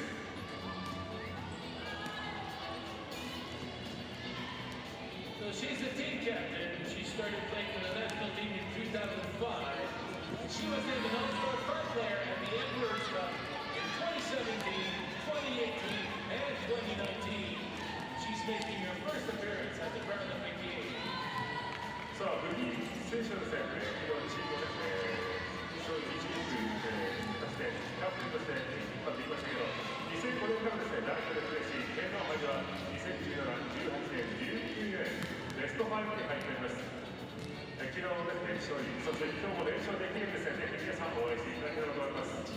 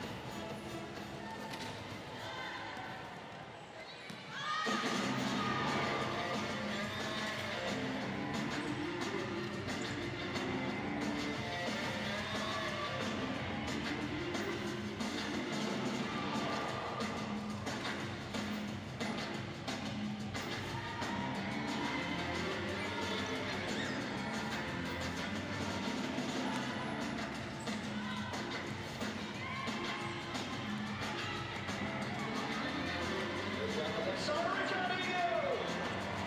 been champions everywhere, and now they're champions in Rio.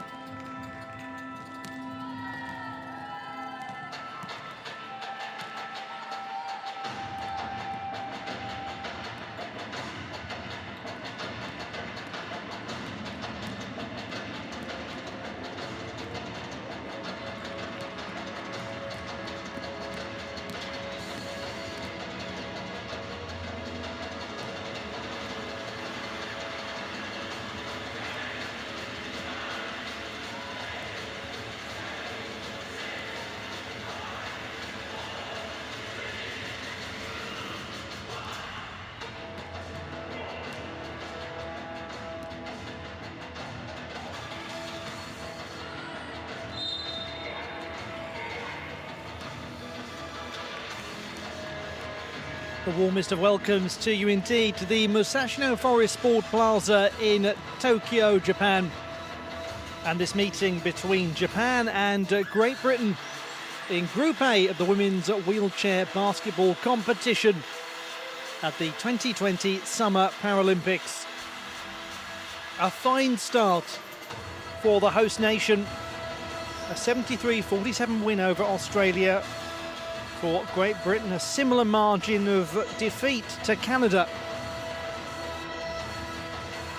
Can Japan continue their impressive momentum? Can they make it 2 out of 2? Can Great Britain reverse their fortunes and pick up a win? It is Japan's place. Tokyo, the home city for so many of these players. With that comes pressure, comes expectation. A look at the Great Britain team. Charlie Moore wearing a number 4 first out onto the court. Score of 8 points in the game against Canada. Maddie Thompson wearing number 11. Score of 11 points against the Canadians. Laurie Williams wearing number 8. Score of 8. Certainly plenty of attacking potential in the Great Britain lineup. Some big scorers. But Japan, even more so the case for them in their performance against Australia. There is delight in the wheelchair basketball players of the world that they're actually back out on court again after such a delay.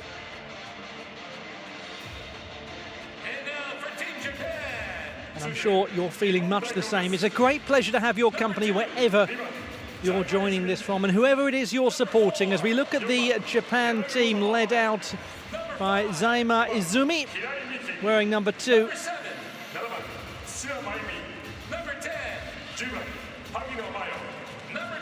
Nagimoto Amane, who was the second player behind Zaima, scored 8 against Australia, but the big scorers for Japan were worryingly for Great Britain, very evenly spread.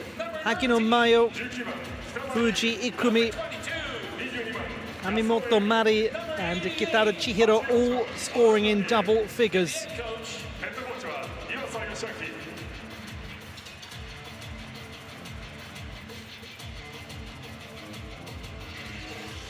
And it's now time for the national anthems of Great Britain and Japan. The national anthems of Great Britain and Japan. それでは両国国歌の演奏です。はじめに英国国歌、続いて日本国国歌の演奏です。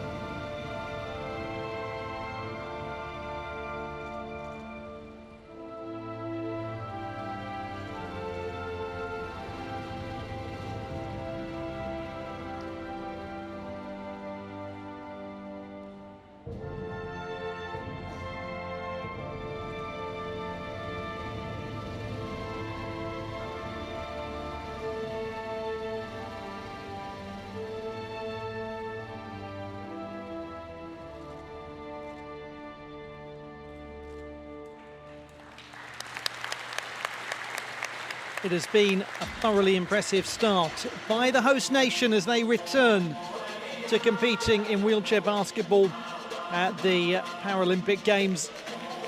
They're in a good mood, and why not? Can they continue?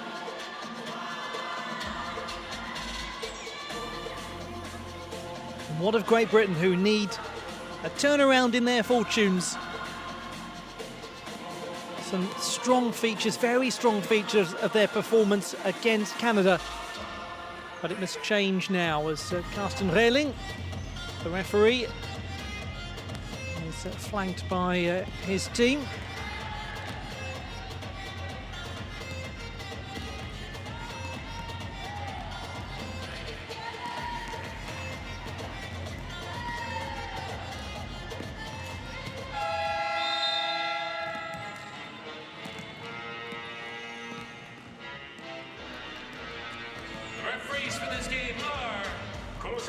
Captain of the Great Britain side, Amy Conroy, 28-year-old from Norwich, but based at the Sheffield Steelers in her third Olympic Games. And there, Maddie Thompson.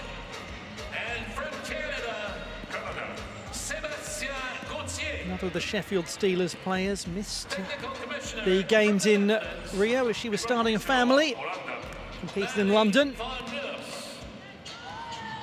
Fuji Ikumi for Japan, the captain,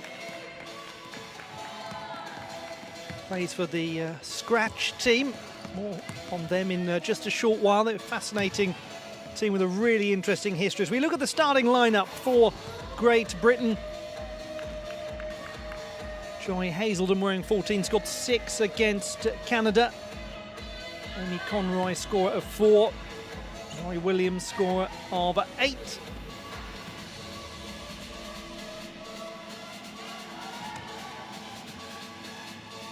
Scoring 7 is Helen Freeman, 4 times Paralympian. Simon Fisher takes charge.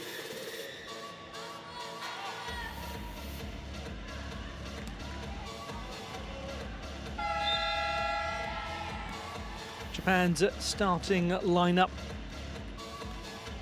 The captain, Fuji Ikumi, wearing number 12.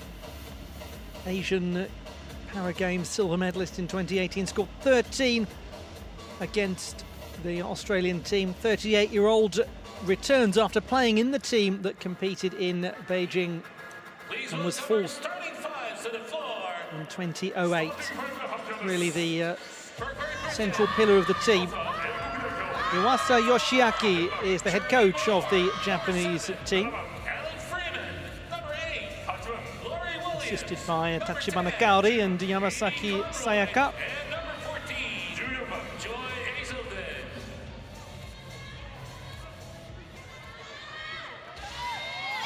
(15) for Japan, Amimoto Mari, who also played in that team in Beijing in 2008 and also scored 13 points against the Australians.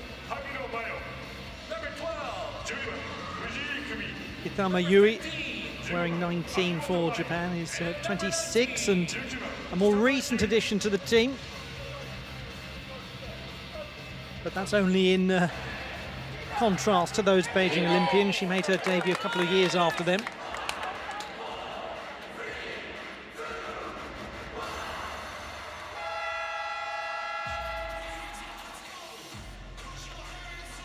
Sophie Carrigill wearing 5 for Great Britain. Another of the Sheffield Steelers players, competed in Rio as the co-captain of the British team. One of 2 torchbearers at London 2012 in the Great Britain women's wheelchair basketball side.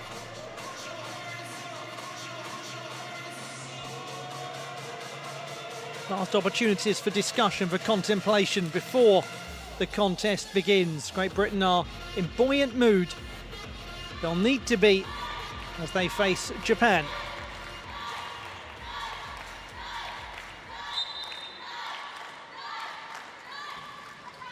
From the tap, it's possession to Great Britain, who play from right to left in this women's wheelchair basketball Group A match at the 2020 Paralympic Games. They take on the host nation, who began their campaign with a 73-47 win against Australia. Great Britain losing 73-54 to Canada. 5 teams in the group, the top 4 advance to the quarter-final stage. Japan under shot clock pressure early on. Amimoto goes, and it's rebounded to Helen Freeman to bring it up court for Great Britain. First of 4 10-minute quarters, using a stop clock format. And a little fadeaway from Conroy, who gets the opening basket. Score of 4 against Canada, and in her 3rd Paralympic Games.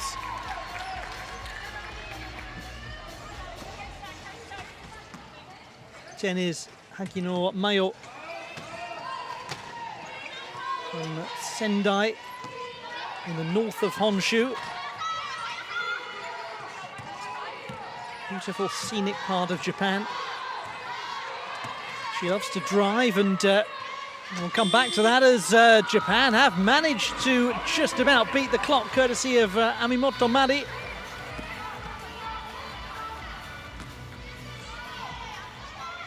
Joy Hazelden, plays full team for the Great Britain team, moves it on. 8 is Laurie Williams. Rim rebounding to Amimoto. Fuji, the captain. Very quick shooter. Sort of player who can do a lot with just a second or 2 left on the clock. Amimoto. Fuji, he's going to be tested now. Passes, just made its way away from Kitama Yui. Good timing, though, from Kitama arriving in the paint. If you're new to watching the sport of wheelchair basketball, as this is going to be surely converted by Williams. That's great play from Great Britain. Quick counter-attacking work. Laurie Williams in her 3rd games. The players have 24 seconds, or the team has 24 seconds from first possession to get their shot away. If they shoot and get possession on the rebound, they get 14 seconds additionally, or a fresh 14 seconds, I should say. So shot clock pressure here on Japan, going from distance. For the 3-pointer was Hagino Mayo. So that crucial counter that you see that's now on 15 is one to always keep an eye on. Eye on the basket from Laurie Williams, who was unerring in her accuracy. Made her national team debut in 2009 at the European Championships in Stoke Mandeville, the spiritual home of wheelchair basketball. That's great play. Amimoto to Fuji. Captain converts. There, an example of just how quick a shooter that she is.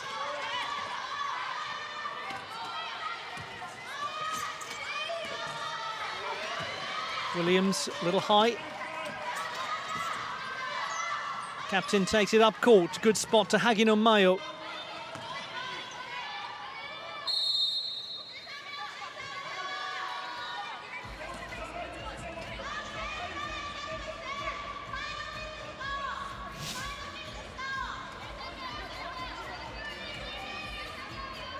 There, the basket from Amimoto Mari. And this, the link up between Amimoto and Fuji. Superb play. Seconds ticking away, and a little too much shot clock pressure there perhaps for Japan. Helen Freeman is 7-4. Great Britain goes to Williams. Hazelden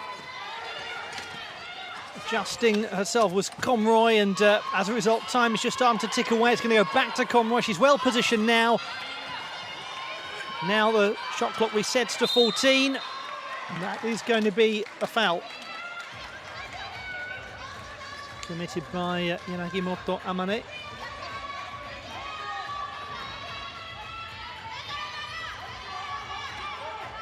Japan's foul number 15. No correction on that. Amimoto Mari, the player who committed a foul.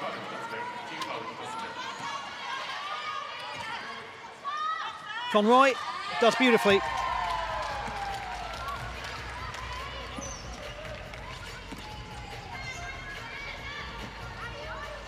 Already 4 points for captain Amy Conroy. Space for the shots.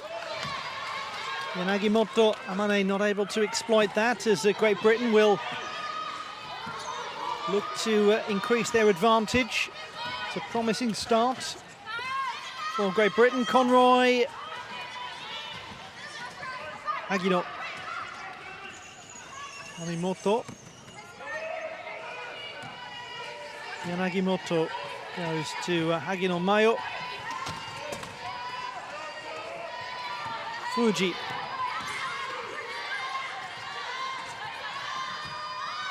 And the shot is converted with aplomb by Amimoto. One of the Beijing players from 2008. She was the MVP at last season's Empress Cup. Graduate of Osaka International University. On the stretch was Williams going to Conroy, and it worked well. Williams punching the air after that pass was converted by Amy Conroy. Conroy, another university graduate, a lot of them out on the court today. Social psychology, Bachelor of Science degree from Loughborough University, a renowned sports institution in the UK. Under the basket, Amimoto. Picked up by Helen Freeman to counter for Great Britain, who have a 4-point advantage beyond the halfway mark of this first quarter. Hazelden. Laurie Williams to Amy Conroy. Hazelden, very quick, clever play. Just a little under the basket was Charlie Moore. But that was good work from Joy Hazelden, known to her teammates as the Bundle of Joy. Hagino. Impeded definitely was Amimoto Mari by Conroy. Clearly fouling there.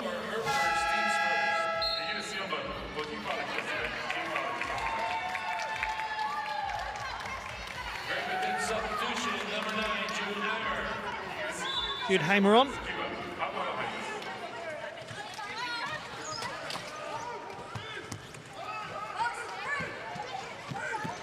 Nearly dispossessed, but regathering. Amimoto used up a lot of seconds, though. The shot's going to have to come now. It does come. It hits the rim and thinks about it and moves out. Fuji Ikumi with the shot. There's real vivacity to the counter-attack. Oh, what a steal that is from Amimoto Mari.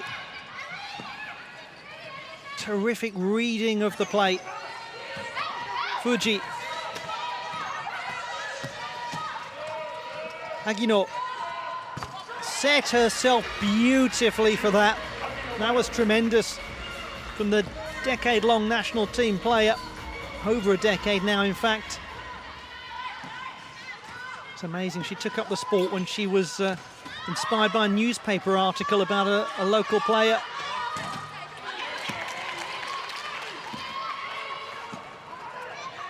Thank goodness she picked up the paper that morning. Hagino. 10 seconds for Japan. The shot comes in from Fuji Ikumi, and suddenly Japan level. Great response to trailing by 4. Very interesting first quarter we have on our hands.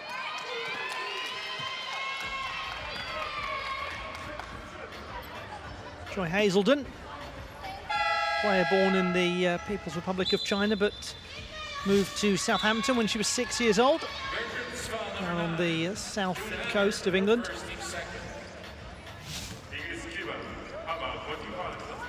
Like quite a lot of the Great Britain players, plays for the Coventry Wheelchair Basketball Academy in the Midlands.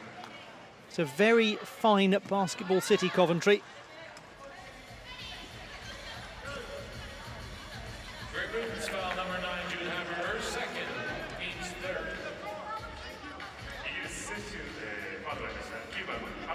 Hamer committing the foul.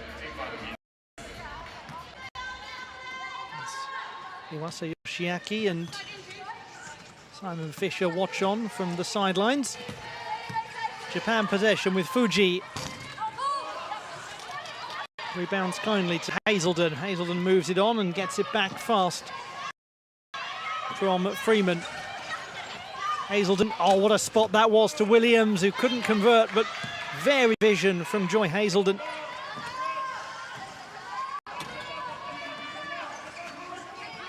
Fuji, arriving well timed was that Amimoto.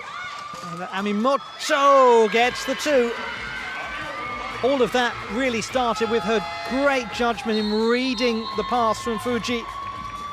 And Japan now lead. They are in fine spirits as a result.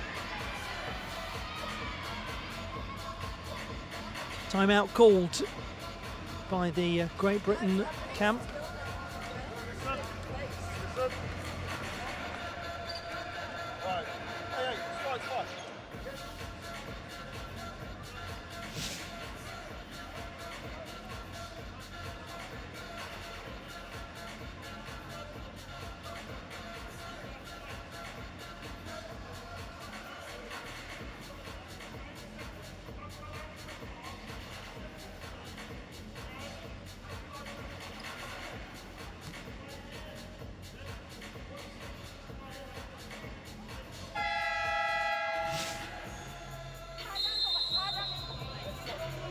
Already 6 points on the board for Amimoto Mari.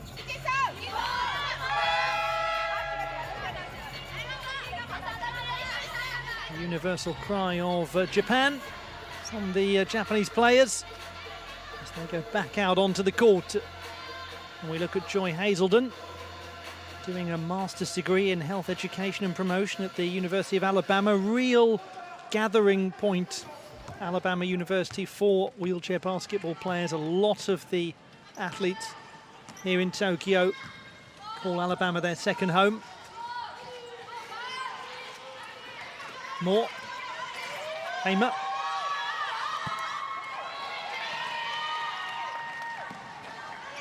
It was Shimizu from the rebound. It's now with Haginup.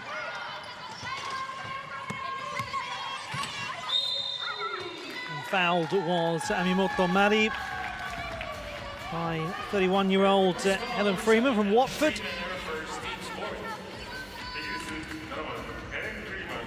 Freeman was the youngest player in the Great Britain team in Beijing, and she made the first of her 4 consecutive Paralympic appearances. It's well placed to Fuji. Never looked like she was going to make it for the moment she released it. A little too much power. Last half a minute and counting in this first quarter. Entertaining game, close game. Hazelden goes to Laurie Williams, and Great Britain a level. Strong performance so far today from Williams. 6 points for her, 6 points for Conroy. And we are level at 12 apiece going into the first break.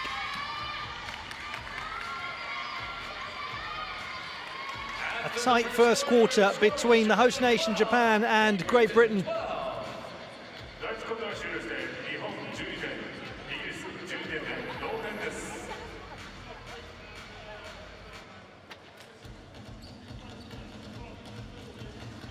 Nothing to separate them thus far, and a long way to go in this contest as we head into the second quarter. Japan 12, Great Britain 12 in this Group A match at the Musashino Forest Sport Plaza in wheelchair basketball at the 16th Summer Paralympic Games.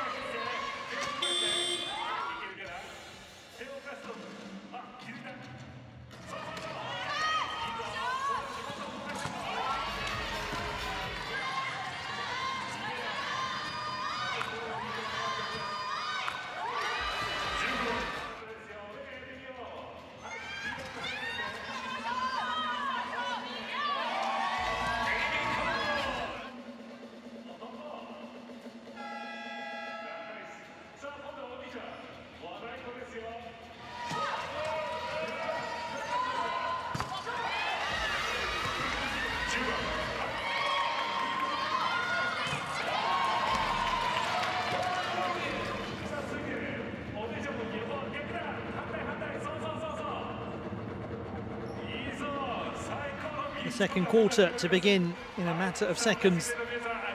Japan 12, Great Britain 12. Hitada Chihiro making her way onto the court, the 32-year-old from Hashimoto, a small city in Kansai, which is across the other side of Honshu from where we are in Tokyo, joined by Odajima Rie. The second quarter begins. Japan have possession, and that's a mighty introduction for Odajima Rie. What a lovely delivery from her. She is from Tokyo, the 32-year-old. She has just announced herself in this fixture. Japan's number 7.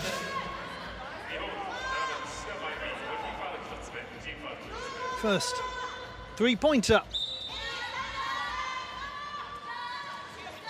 And it was technically absolutely perfect. She started playing the sport of wheelchair basketball around about the time Tokyo won the 2020 bid, and that just inspired her to make something really serious out of it. Japan's foul number 2. And it has worked.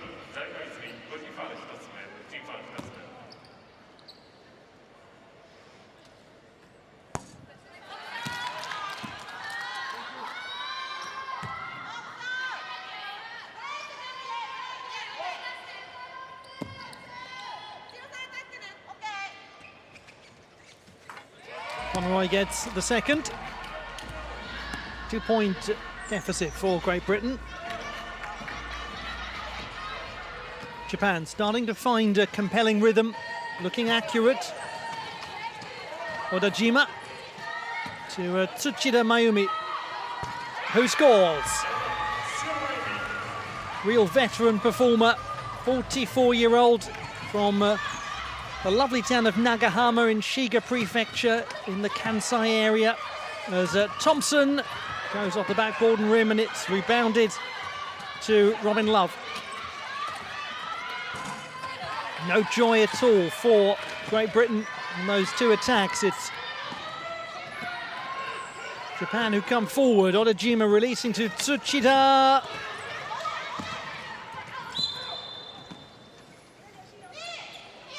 Play will be brought back as Odajima is assisted by Maddie Thompson.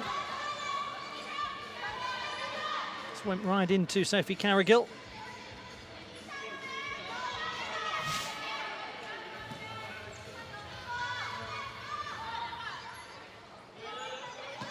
She's spoken extensively, Odajima Rie, about how the sport has helped her so much personally, helped her with a whole range of things. Used to battle with a very difficult eating disorder, and said that it was being an elite athlete that gave her purpose, helped her understand nutrition, helped her develop a different relationship with food.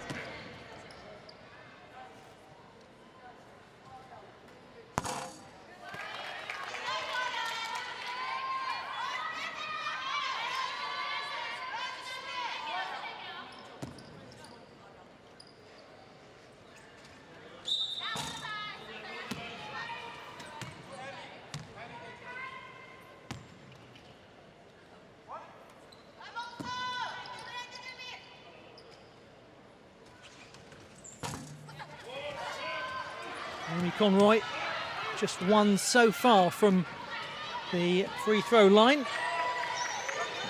25% success rate for her. Hitada, Odajima. As well gathered though by the captain Conroy, who is an ambassador for an organisation called Champion Health that is trying to make all areas of well-being inclusive and accessible.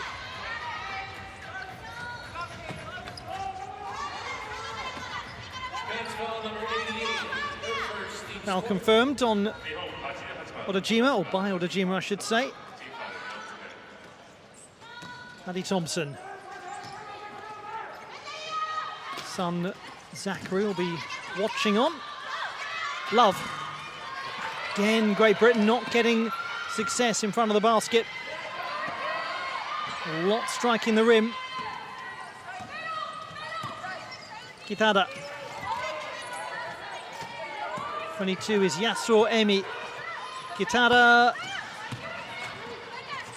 This is going to be possibly Japan's. No, just a little too much pace on it for Tsuchida. Good effort nonetheless.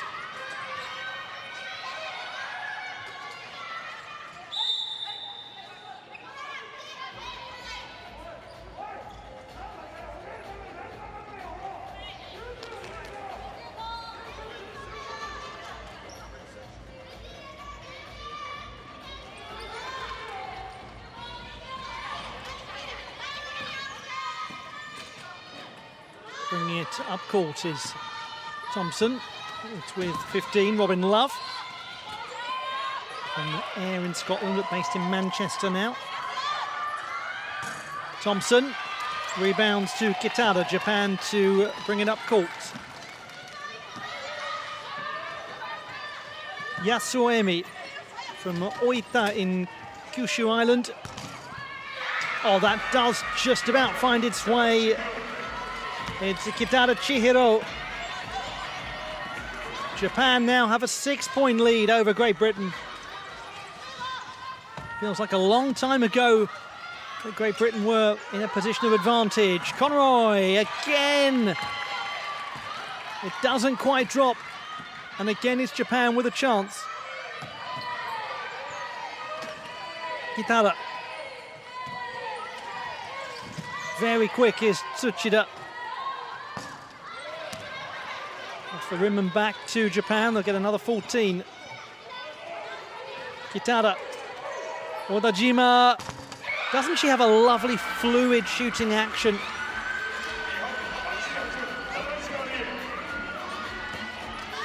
She was a superb performer at the Empress's Cup earlier this year. Carrigill.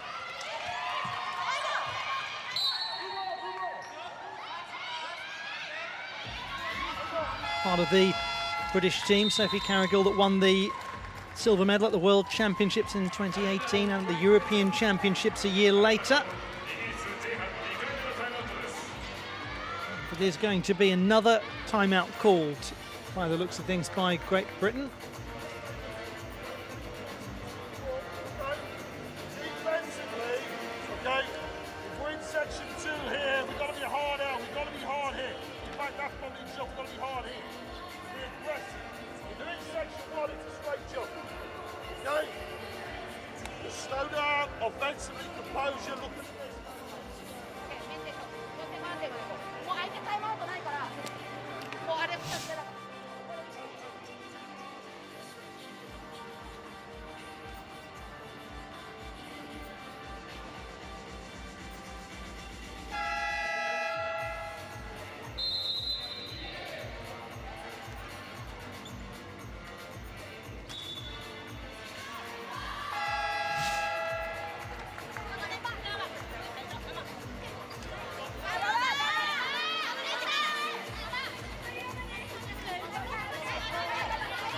As is often the case with this Japan team, the points pretty evenly distributed across several team members.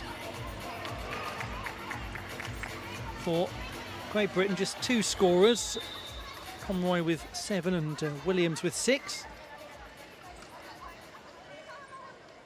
The instruction was clear during the timeout for Great Britain, just a little more composure in front of the basket, slowing things down a touch. Kitada. Oh, it was set up well for Yanagimoto, who wasn't a million miles away. Good break from Thompson. Real pace this. It's a great chance as well, and it's cut out by Kitada Chihiro, who's distributed superbly. Japan are countering with such rapidity. That's a beautiful layout from Yanagimoto Amane. Excellent finish from the Kyoto-based player.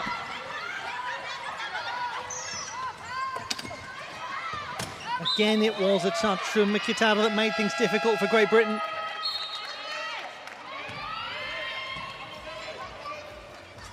But that last move was an absolute joy from Japan.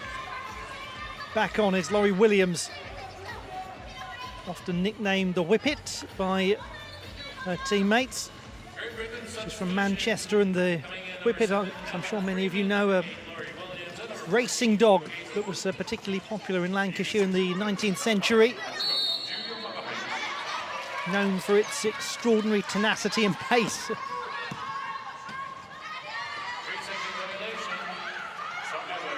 Certainly, those are qualities that Laurie Williams has. She's also a fine academic. She has a first-class honours degree in social psychology, and she has a great chance, and she's converted. There, the pace. Aforementioned pace of Laurie Williams. Master's degree as well in human development and family studies from Alabama. Rebounded really nicely and kindly to Conroy. Almost looked a touch surprised. That fell right to her. Hazelden, well intercepted by Kitada. Stolen, Japan. Amimoto.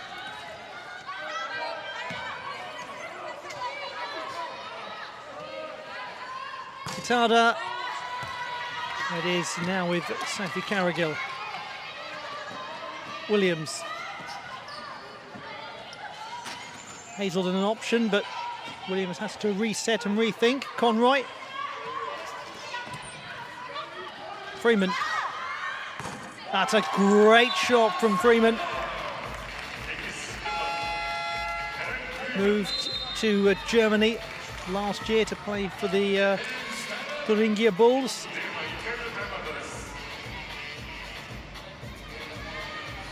Graduate of Human Movement Studies at the University of Illinois. She's also got a master's degree in business administration from them, as Iwasa Yoshiaki calls a timeout.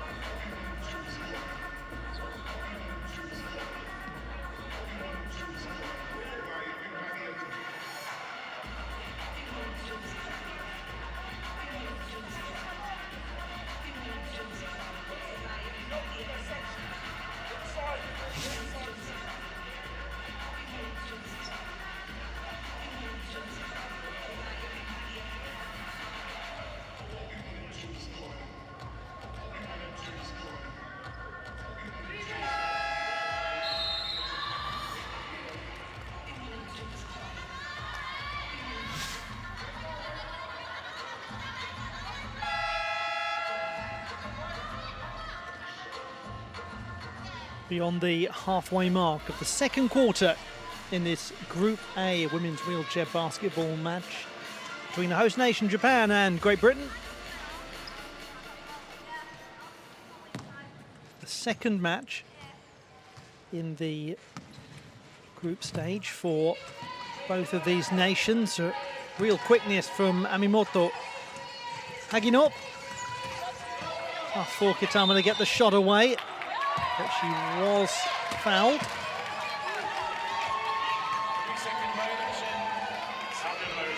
Well, actually, it was the other way.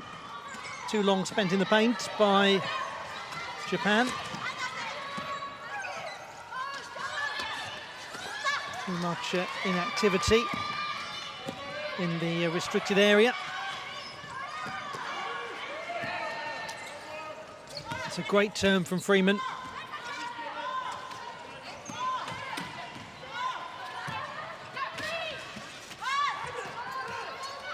Conroy.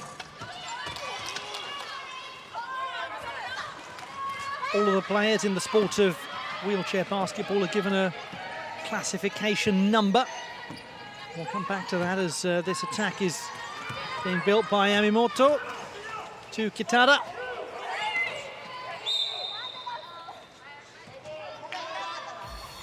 So, for example, the player that you're looking at there, Kitama Yui, has a classification number of 1.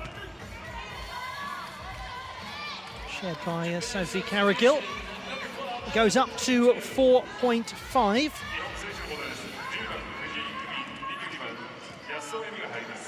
And the number depends on the assessment of the severity of the impairment in terms of the context of the sport of wheelchair basketball and the skills required. and only a maximum score of 14 when you add up all of the classification points of your team is allowed on court at any one time. The coaches have to be extremely vigilant for it, as Japan have got to be vigilant here in getting the shot away. In the end, it's just a hit and hope style attempt from Amimoto.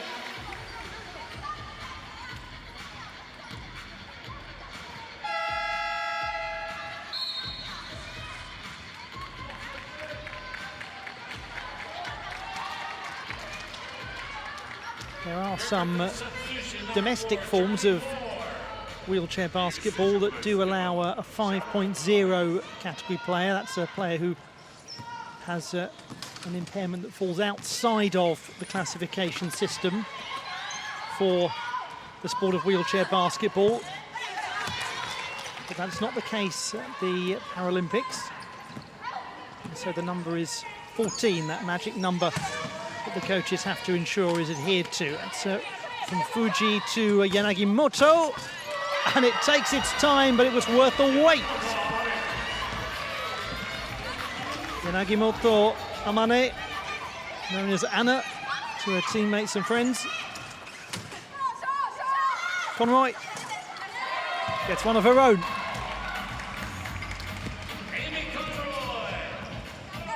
Six points the gap.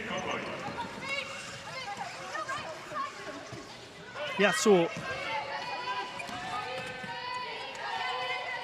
Yanagimoto. Not that time. Looking for her 6th point of the game, and here is the Great Britain break. With 1:20.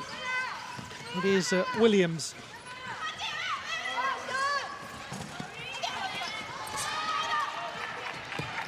Fuji to Amimoto, such a quick player and a really good turner. Her movement is magnificent.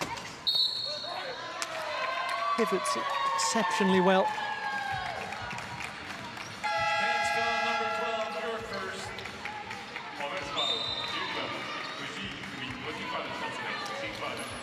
Foul committed by Fuji Ikumi, 38-year-old from reasonably nearby in Yokohama. Her husband Shingo has played at the Paralympics on 4 occasions.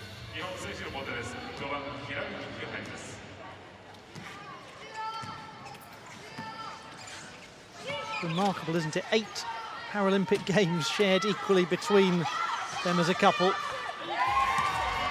Hamer scores. The Exeter Otters player, biochemistry graduate from Worcester University, master's degree in pharmacology and biotechnology. 30 seconds and counting for Japan. It's going to be Great Britain with the next attack, courtesy of Helen Freeman's interception.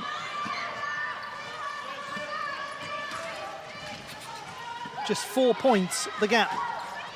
Can Great Britain get it down to 2 points with this last opportunity? Perhaps it's Hazelden. It doesn't quite go. What can Japan do with 5 seconds left? They're going to get a chance, are they? Not quite.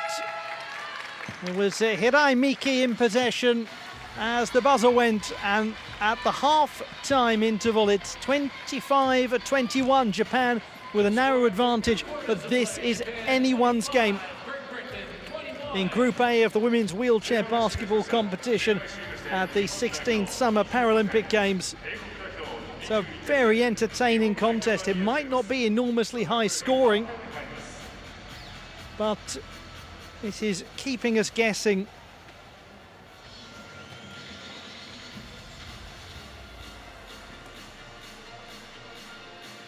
She has been enormously high scoring, though, in the context of the British team. Laurie Williams alongside Amy Conroy with 8 and 9 points respectively.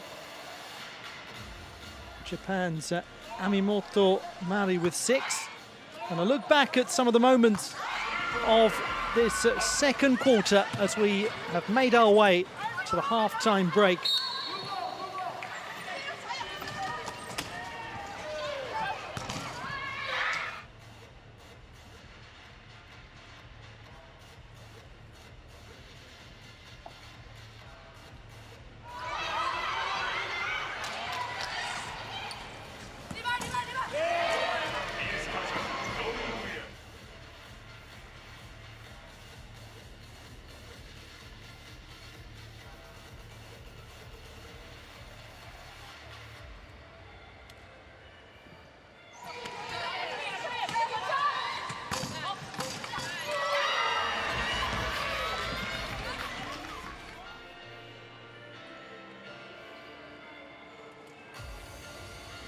Just 4 points in it as we make our way to half-time. A lot to come in the next couple of quarters. See you in just a moment for the resumption of Japan and Great Britain in wheelchair basketball at the Tokyo 2020 Paralympic Games. For their time and dedication toward making Tokyo 2020 a success.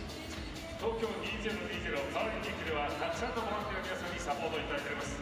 本日もサポートいただきまして誠にありがとうございます。さあ、本日も協力してくださっておりますボランティアの皆さんです。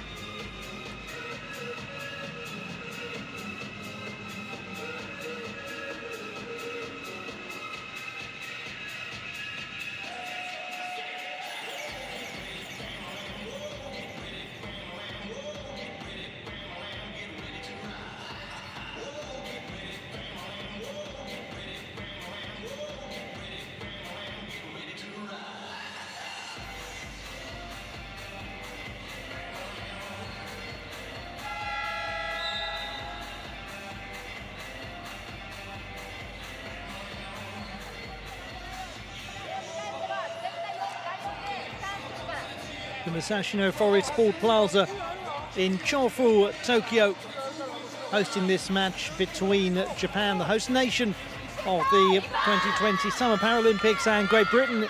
It's the women's wheelchair basketball competition, Group A. And it's a close contest. Much still to unfold.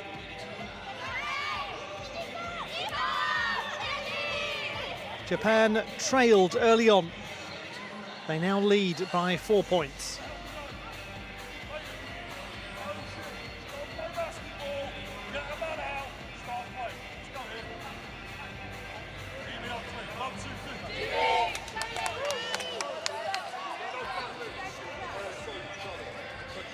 Big scorers for Great Britain have been those two players, Amy Conroy and Laurie Williams.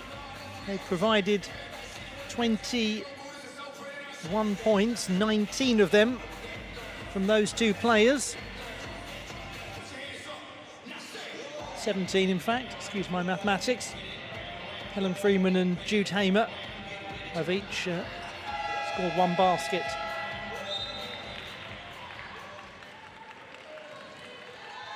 The second half begins. Quarter number 3, Japan in possession, attacking the basket to your left.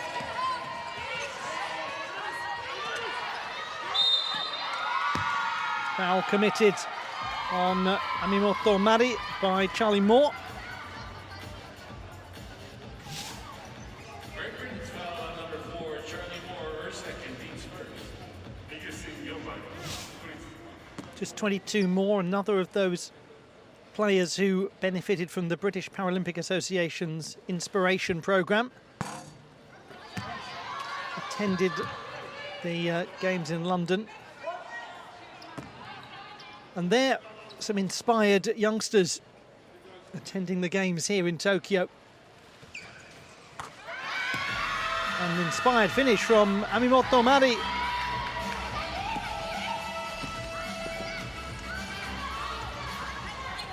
Japan lead by 5 points. Freeman. Just enough of a touch from Hagino to put off Hazelden. Amimoto will go this one alone. Gathered well by Moore. Hazelden. Just clipped, perhaps, by Kitama.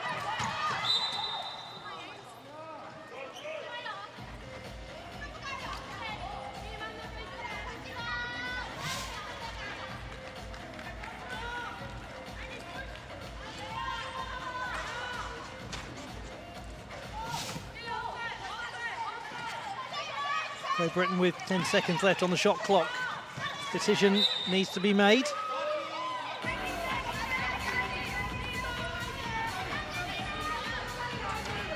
Shimizu Chinami, the 38-year-old, another of the players from Nagahama in Shiga Prefecture, along with Tsuchida Mayumi.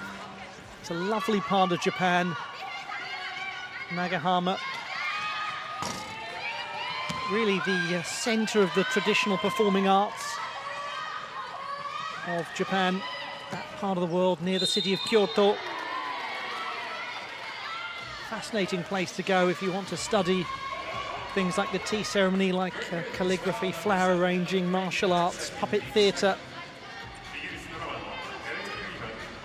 There's a 7th generation puppeteer in the nearby Nagahama village of Tonda. A really interesting place. And Japan find themselves in a really interesting place on the scoreboard because the advantage is growing. Hagino Mayo with a lovely conversion, part of the team that won the silver medal at the Jakarta Palembang Asian Para Games in 2018.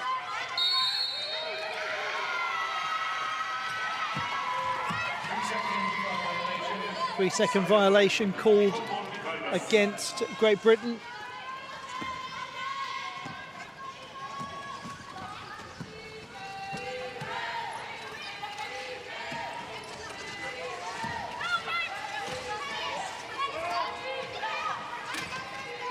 Hagino, Amimoto.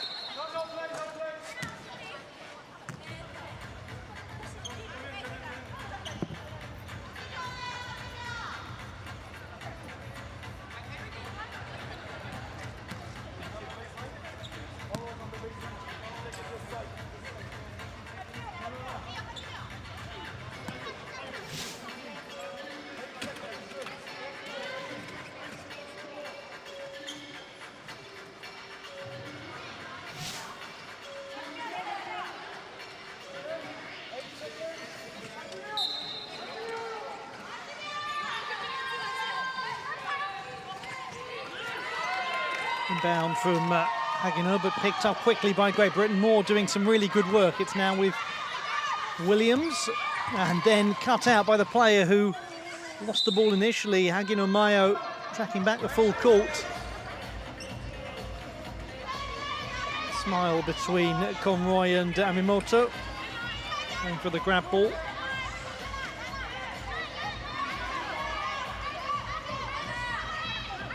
Look over the shoulder of number 14, Shimizu Chinami, graduate of Ehime University with a degree in education. She was a very accomplished association football player until 2008.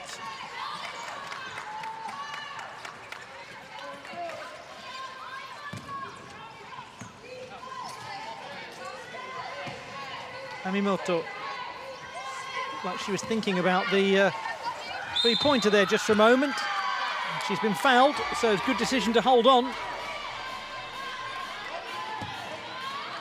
32-year-old actually played back in the 2006 World Championship, so long has her international career been.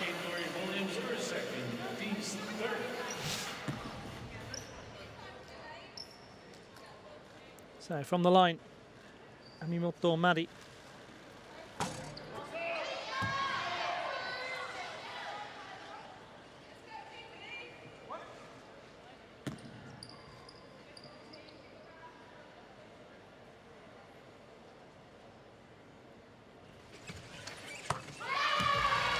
Brings her to her 8th point of this game, and Japan have an 8-point advantage over Great Britain partway through the third quarter. Williams, just a little touch from Kitama back to the captain Fuji, and Japan can counter with pace. Amimoto so often at the heart of it all. Finds the captain, good switch. 10 seconds and counting for Japan to get the shot away. And then just a little overplayed the pass to Shimizu from Amimoto.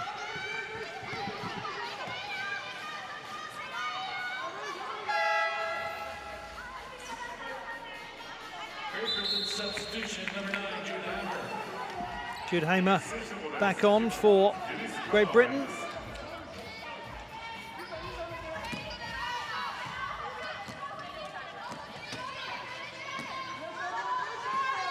Williams to Hamer. That's good movement from Hamer. Couldn't quite get the finish, but she created the space ever so well. On the subject of good movement, Hagino on to Amimoto. They build attacks really nicely, Japan.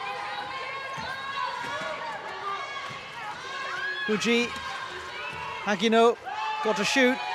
Time running out. And time has run out. It's good defence from Great Britain, forcing Japan into inactivity in front of the basket.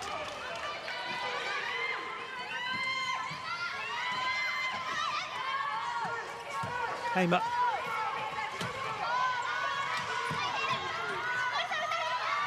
Moore. Space opened up, but the basket was not forgiving. Amimoto Mari.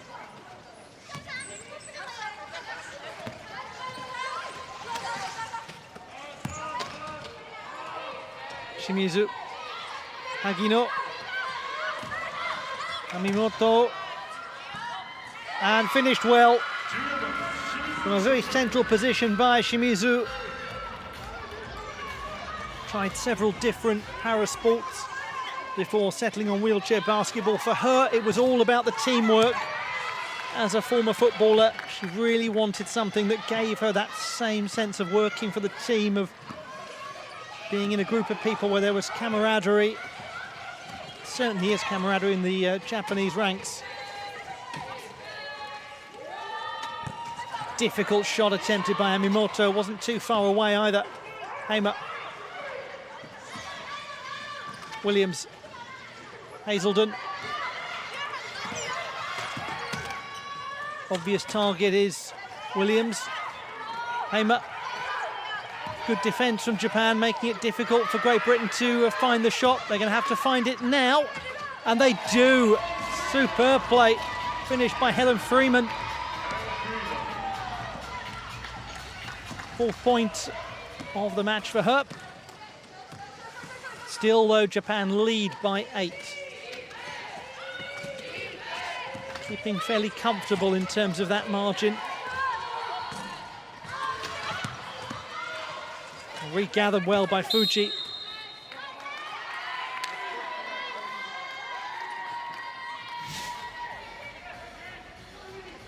Great Britain's foul number 9, June Hammer, her second team sport. 外国チームジュディス・ハマーにアンスポーツマンがカードが宣告されました。 Not accepting of the decision, Jude Hamer.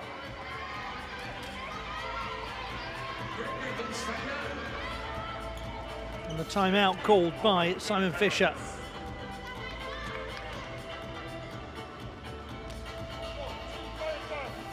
The big slow, wide right shoot at some of this match.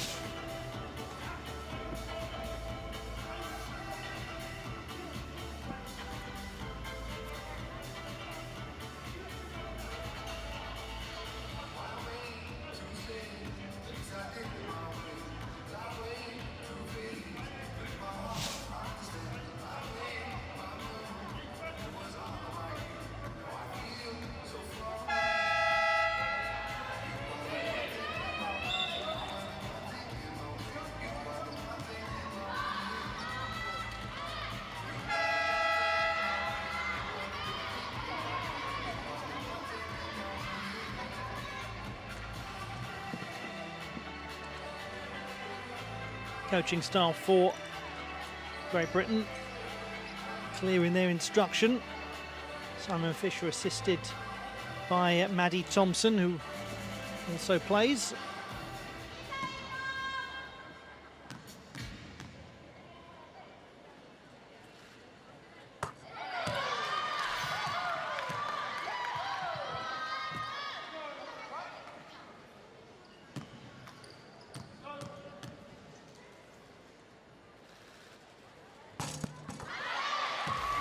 Really good from the line. Fuji Ikumi. Now it's a 10-point gap. Really, for Great Britain, the clear target has got to be to keep it as a single-point deficit going into the final quarter, and that's looking more and more difficult. What a great sequence from the captain, Fuji Ikumi. 4 points in a matter of seconds. Her contribution immense at a big time. Hamer. Well played. Steady with the shot. A very different relationship Hamer seems to have with the games here compared to Rio. She's been wonderfully honest about how hard she found the Olympics 5 years ago.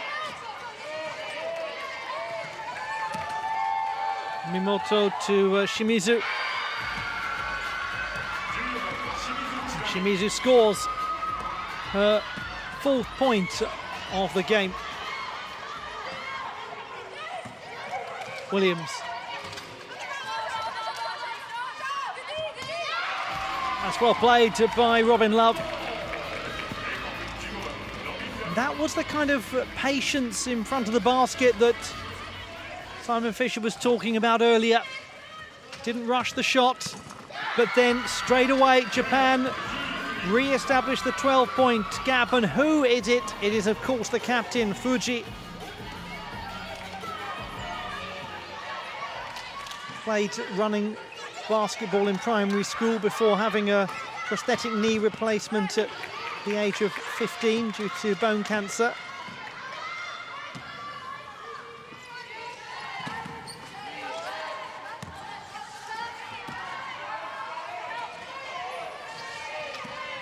Agino. Fuji. Great hold from Amimoto. Just got the shots in quickly enough to get the additional 14 seconds after the rebound. Agino. It's always looking like it was going to come up short. And that will Japan substitution number 2. now be time for a Japan change. Zaima Izumi coming on, 24-year-old from Hofu in the far southwest of Honshu, famous for its shrine to Tenjin, the Shinto deity of academia and learning.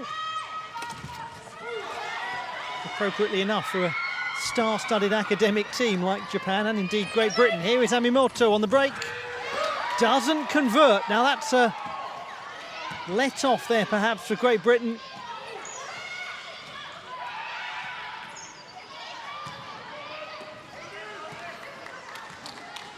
And that has fallen for Jude Hamer, who does score.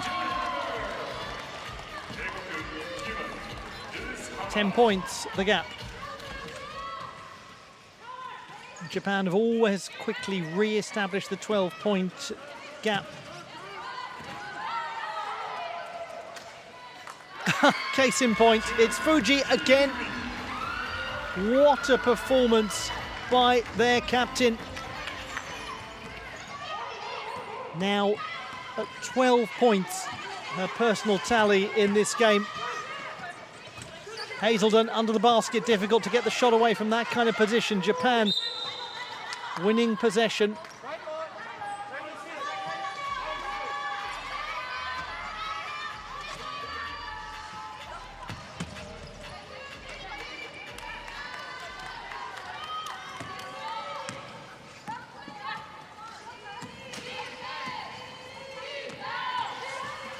Fuji, Amimoto, Fuji once more, just over half a minute.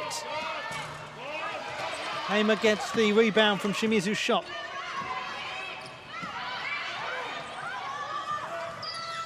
Williams, great chance this. Love playing it to Hamer, who doesn't manage to find the basket. They are going to get another chance though, Great Britain. Really need something from this. Hazelden, it's back to Williams, it's back to Love. It just will not go. Series of chances for Great Britain. Instead it's going to be Japan who gets the last attack in. Amimoto.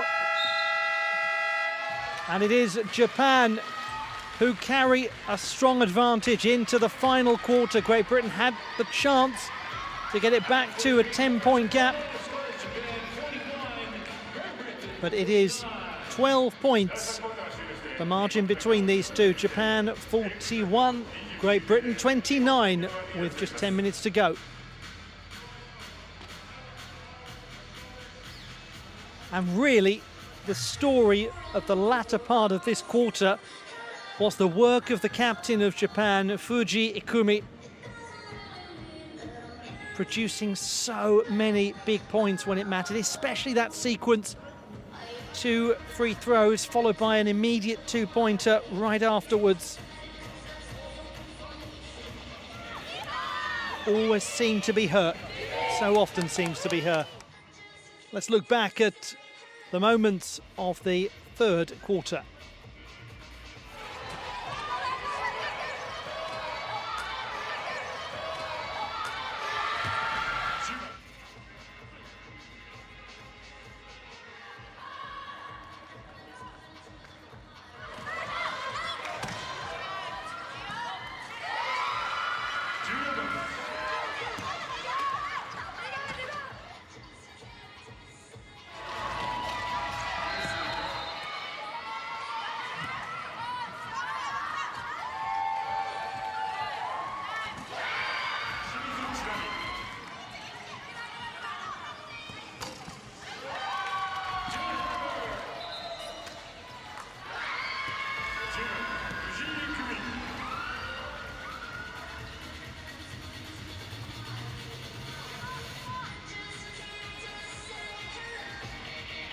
fourth quarter is about to begin. The final chance for Great Britain to chase down Japan.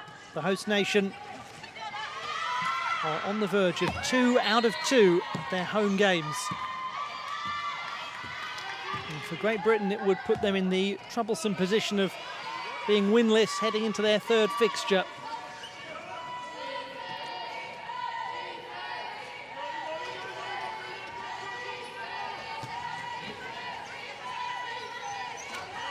Plenty of noise coming from the British players on the sidelines, trying to keep their teammates moving and high-spirited. And they were certainly happy with the possession being recovered.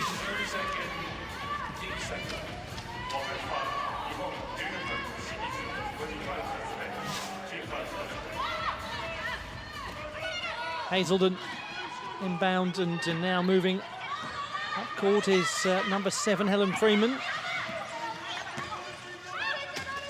Hazelden, the obvious target, into the paint and into the basket. 10-point gap, 10-point game. Best part of 10 minutes to go.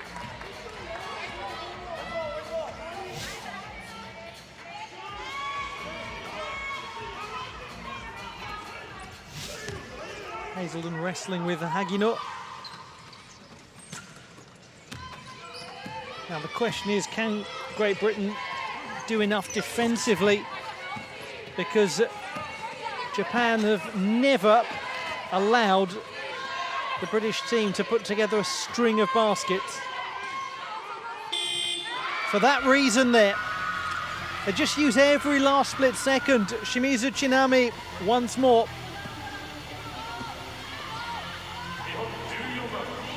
And it's back to a 12-point game, exactly as Japan wish it to remain. Hazelden does well to find Freeman. Freeman, oh, it's a great shot from Freeman. She's very good from those kind of angles.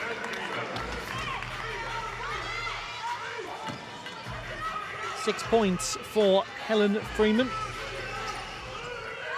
Points have started to be spread out a lot more evenly for Great Britain as the game has gone on. Hazelden has got another couple.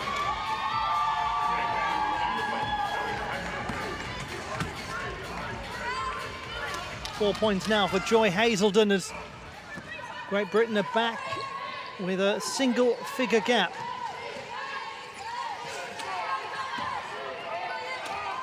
Amimoto, Hagino, space to shoot.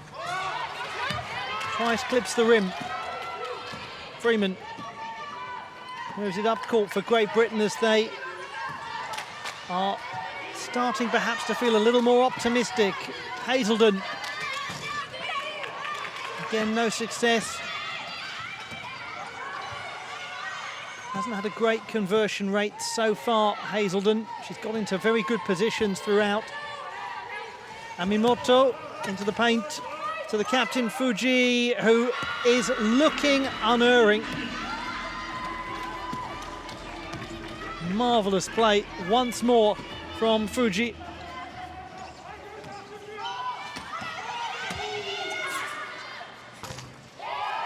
Well, Great Britain fire back, and it's once more Helen Freeman. She was 5 times an All-American and 3 times an academic All-American in her time in Illinois.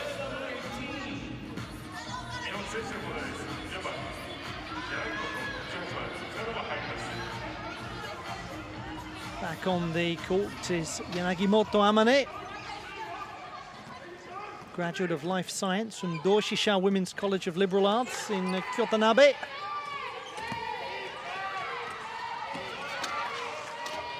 Amimoto approaching the last 5 seconds of the shot clock. It's with Kitara. And a delighted reaction from the British players on the sidelines, depriving Japan of the shooting opportunity. Going to have to work incredibly fast to get anything out of this. And there is the shot, and it is ruled out.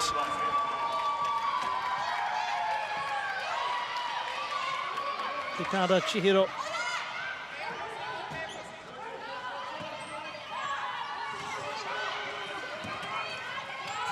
Freeman. Still Freeman. That's well read by Kitada.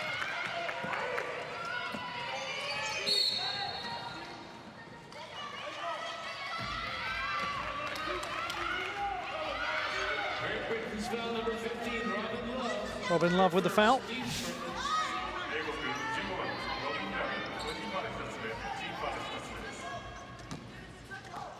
The universal sign of putting both hands up, acknowledgement that you know you've committed the foul. Big basket from Kitada.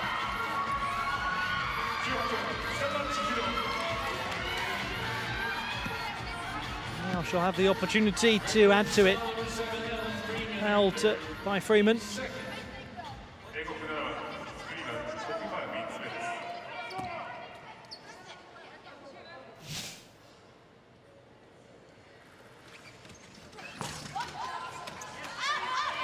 no additional point from Kitada Chihiro. 10 points the gap. Just under 6 minutes left. Robin Love. Looks for the pass, goes to Freeman, and Freeman is really starting to find her range.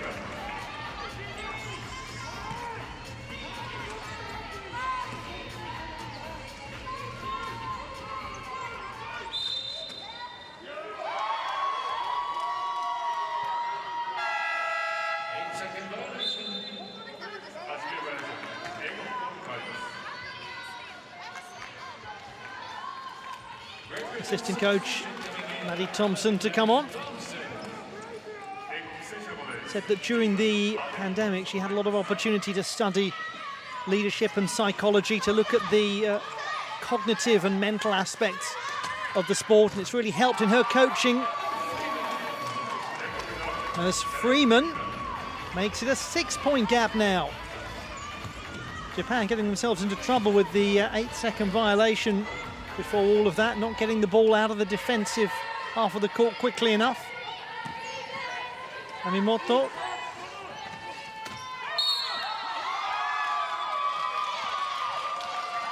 Foul committed. Attacking foul by Hagino Mayo.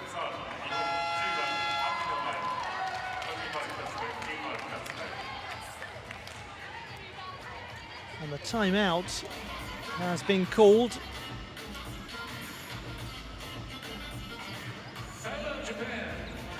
Yuasa Yoshiaki wanting a moment of regrouping from the players.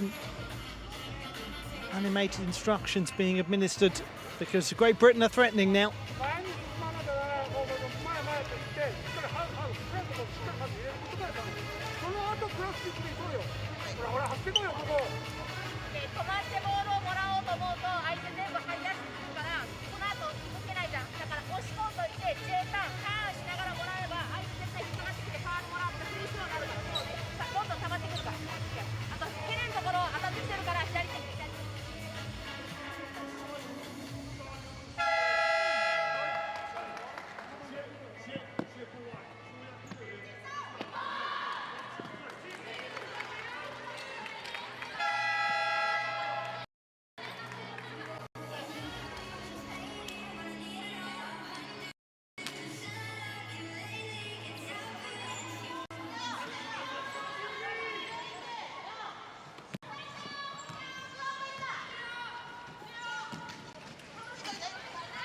Williams to Helen Freeman.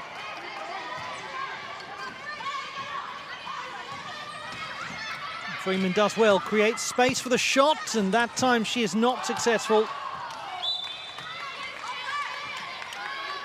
She's been very accurate with the 2-point attempts, converting 6 out of 9. Freeman once more. 8 seconds. Well converted, excellent shot. Charlie Moore. First couple of points for her. 4 points now, the gap. Is the comeback on here for Great Britain? They can use this. It's going to be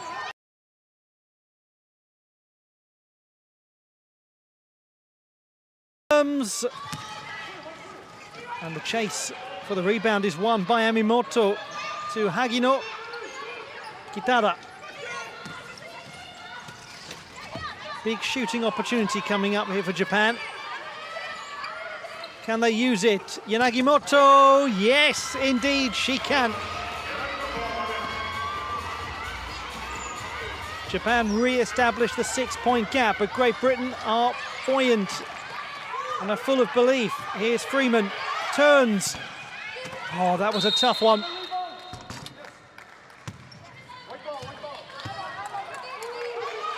It's going to be a Japanese ball.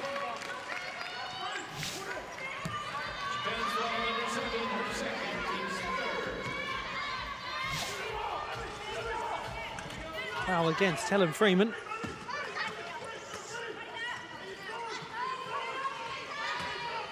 Amimoto. Kitada.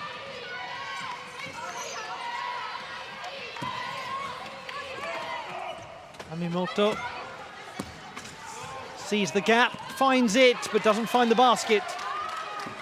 Laurie Williams. Hazelden has options, uses Williams. Thompson, regathered by Japan. Kitada into the last 3 minutes of play here in the Musashino Forest Sport Plaza. This group match between the host nation Japan and Great Britain in the Paralympic wheelchair basketball competition. And it's a great shot from Hagino Mayo. Oh, what a piece of play that was. 8-point advantage once more for Japan, just when things were looking tricky. And things looking even trickier now for Great Britain. As I was saying, just when things were looking tricky for Japan, they have steadied themselves. And now it's time for Simon Fisher to do the same with his players. Timeout seemed to have a big impact on Japan. Will it do the same for Great Britain?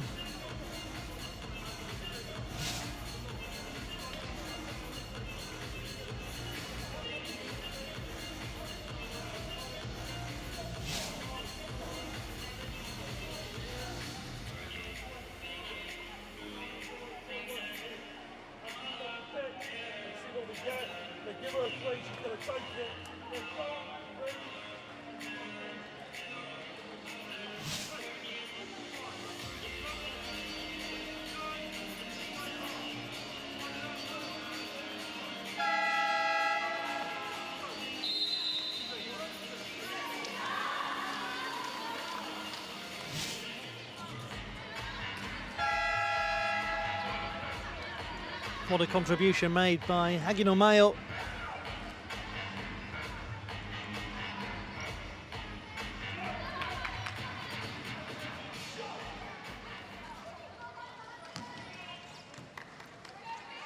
Two and a half minutes. Japan looking as though they're taking control once again at just the right time in the match. And they see it out. Amimoto creates a little space, finds Kitada. Difficult to get away from Hazelden, but she's found the pass to Yanagimoto.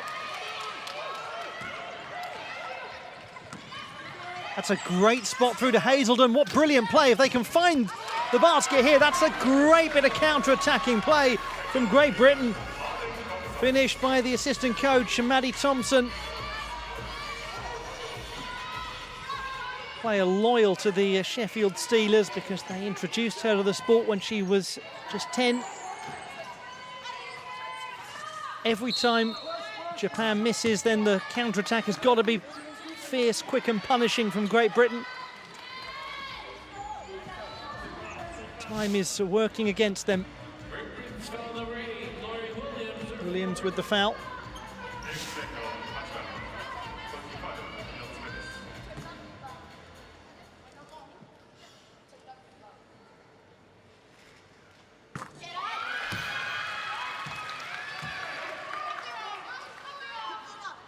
Four fouls now from Williams as well.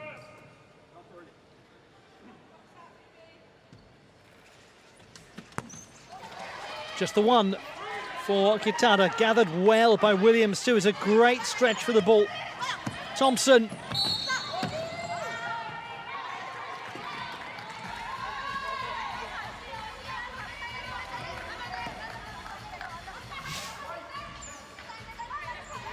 Looking for Hazelden, didn't see Haginut.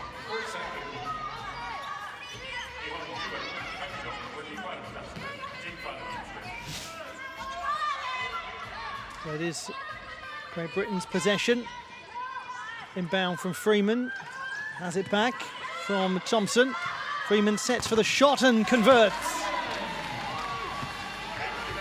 5 points, the gap with 90 seconds to go. Who holds their nerve now? Japan or Great Britain, we will discover in all too short an amount of time, because this is great entertainment and could do with another 2 or 3 quarters just to enjoy this.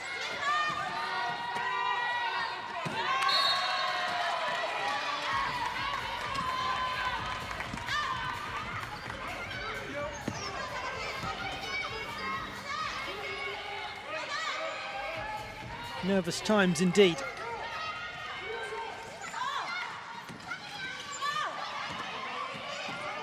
Hazelden, such a hard-working player. Freeman, ambitious.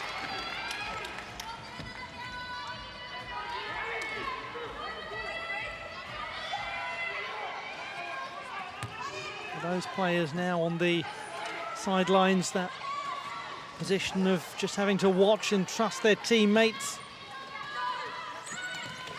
Looks as though Japan have done enough. They're going to use every second now, but they have to take the shot. Amimoto, Kitada, and she has used every second and picked up a couple of points. The 32-year-old.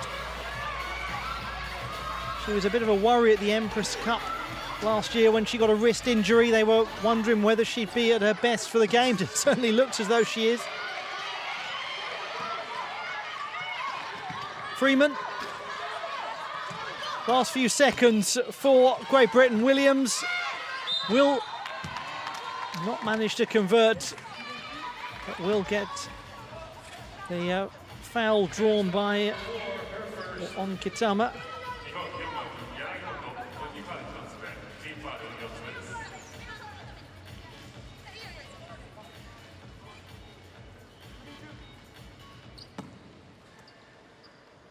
Huge couple of free throws here.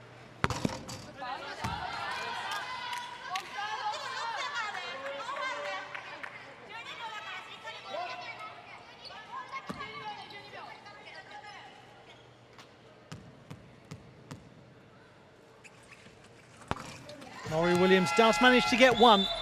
The gap is 6 points with just over 12 seconds left. Japan are almost there now. And Iwasa Yoshiaki is going to call a timeout just to help Japan see this one over the line. They're almost there, almost 2 out of 2 in the group stage. And it's not just about qualification for the quarterfinals, it's about finishing as high as possible so you can get as good a draw as possible.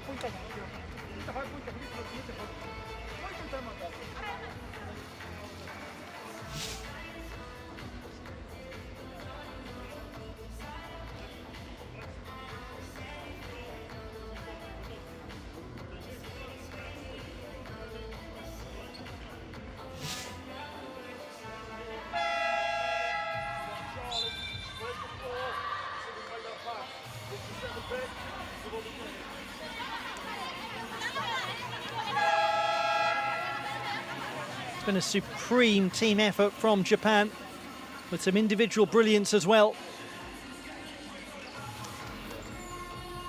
And if Great Britain are to lose, they will lose narrowly.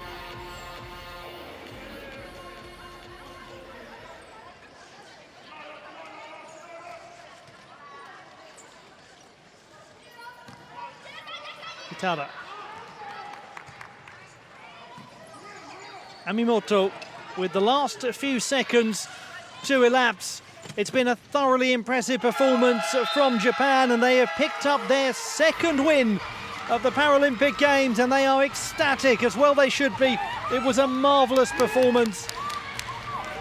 54-48, the host nation, 2 out of 2 in Tokyo.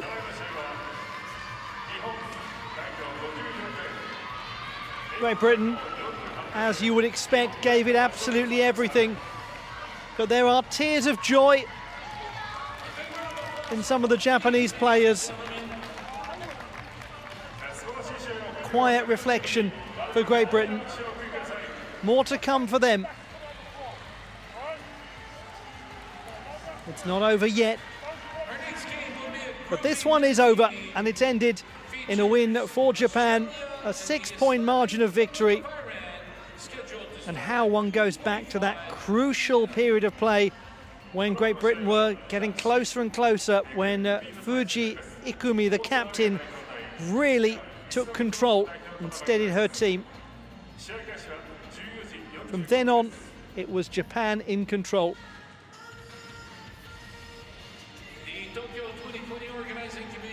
A close game and great entertainment at the Musashino Forest Sport Plaza in Tokyo. This is how the group looks. It's wonderful reading if you are the host nation. 4 will go through to the quarter-final stage. So hope not lost for Great Britain and Australia yet. And they are still to meet each other.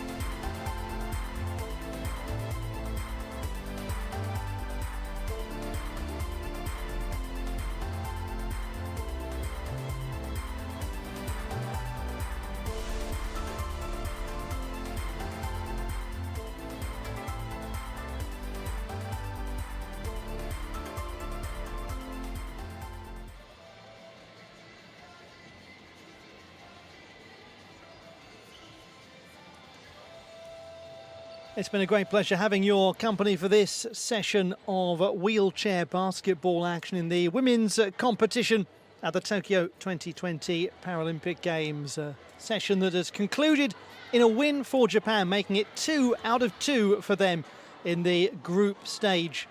Still many more matches to come, but things are looking very good for the host nation. Until next time, goodbye.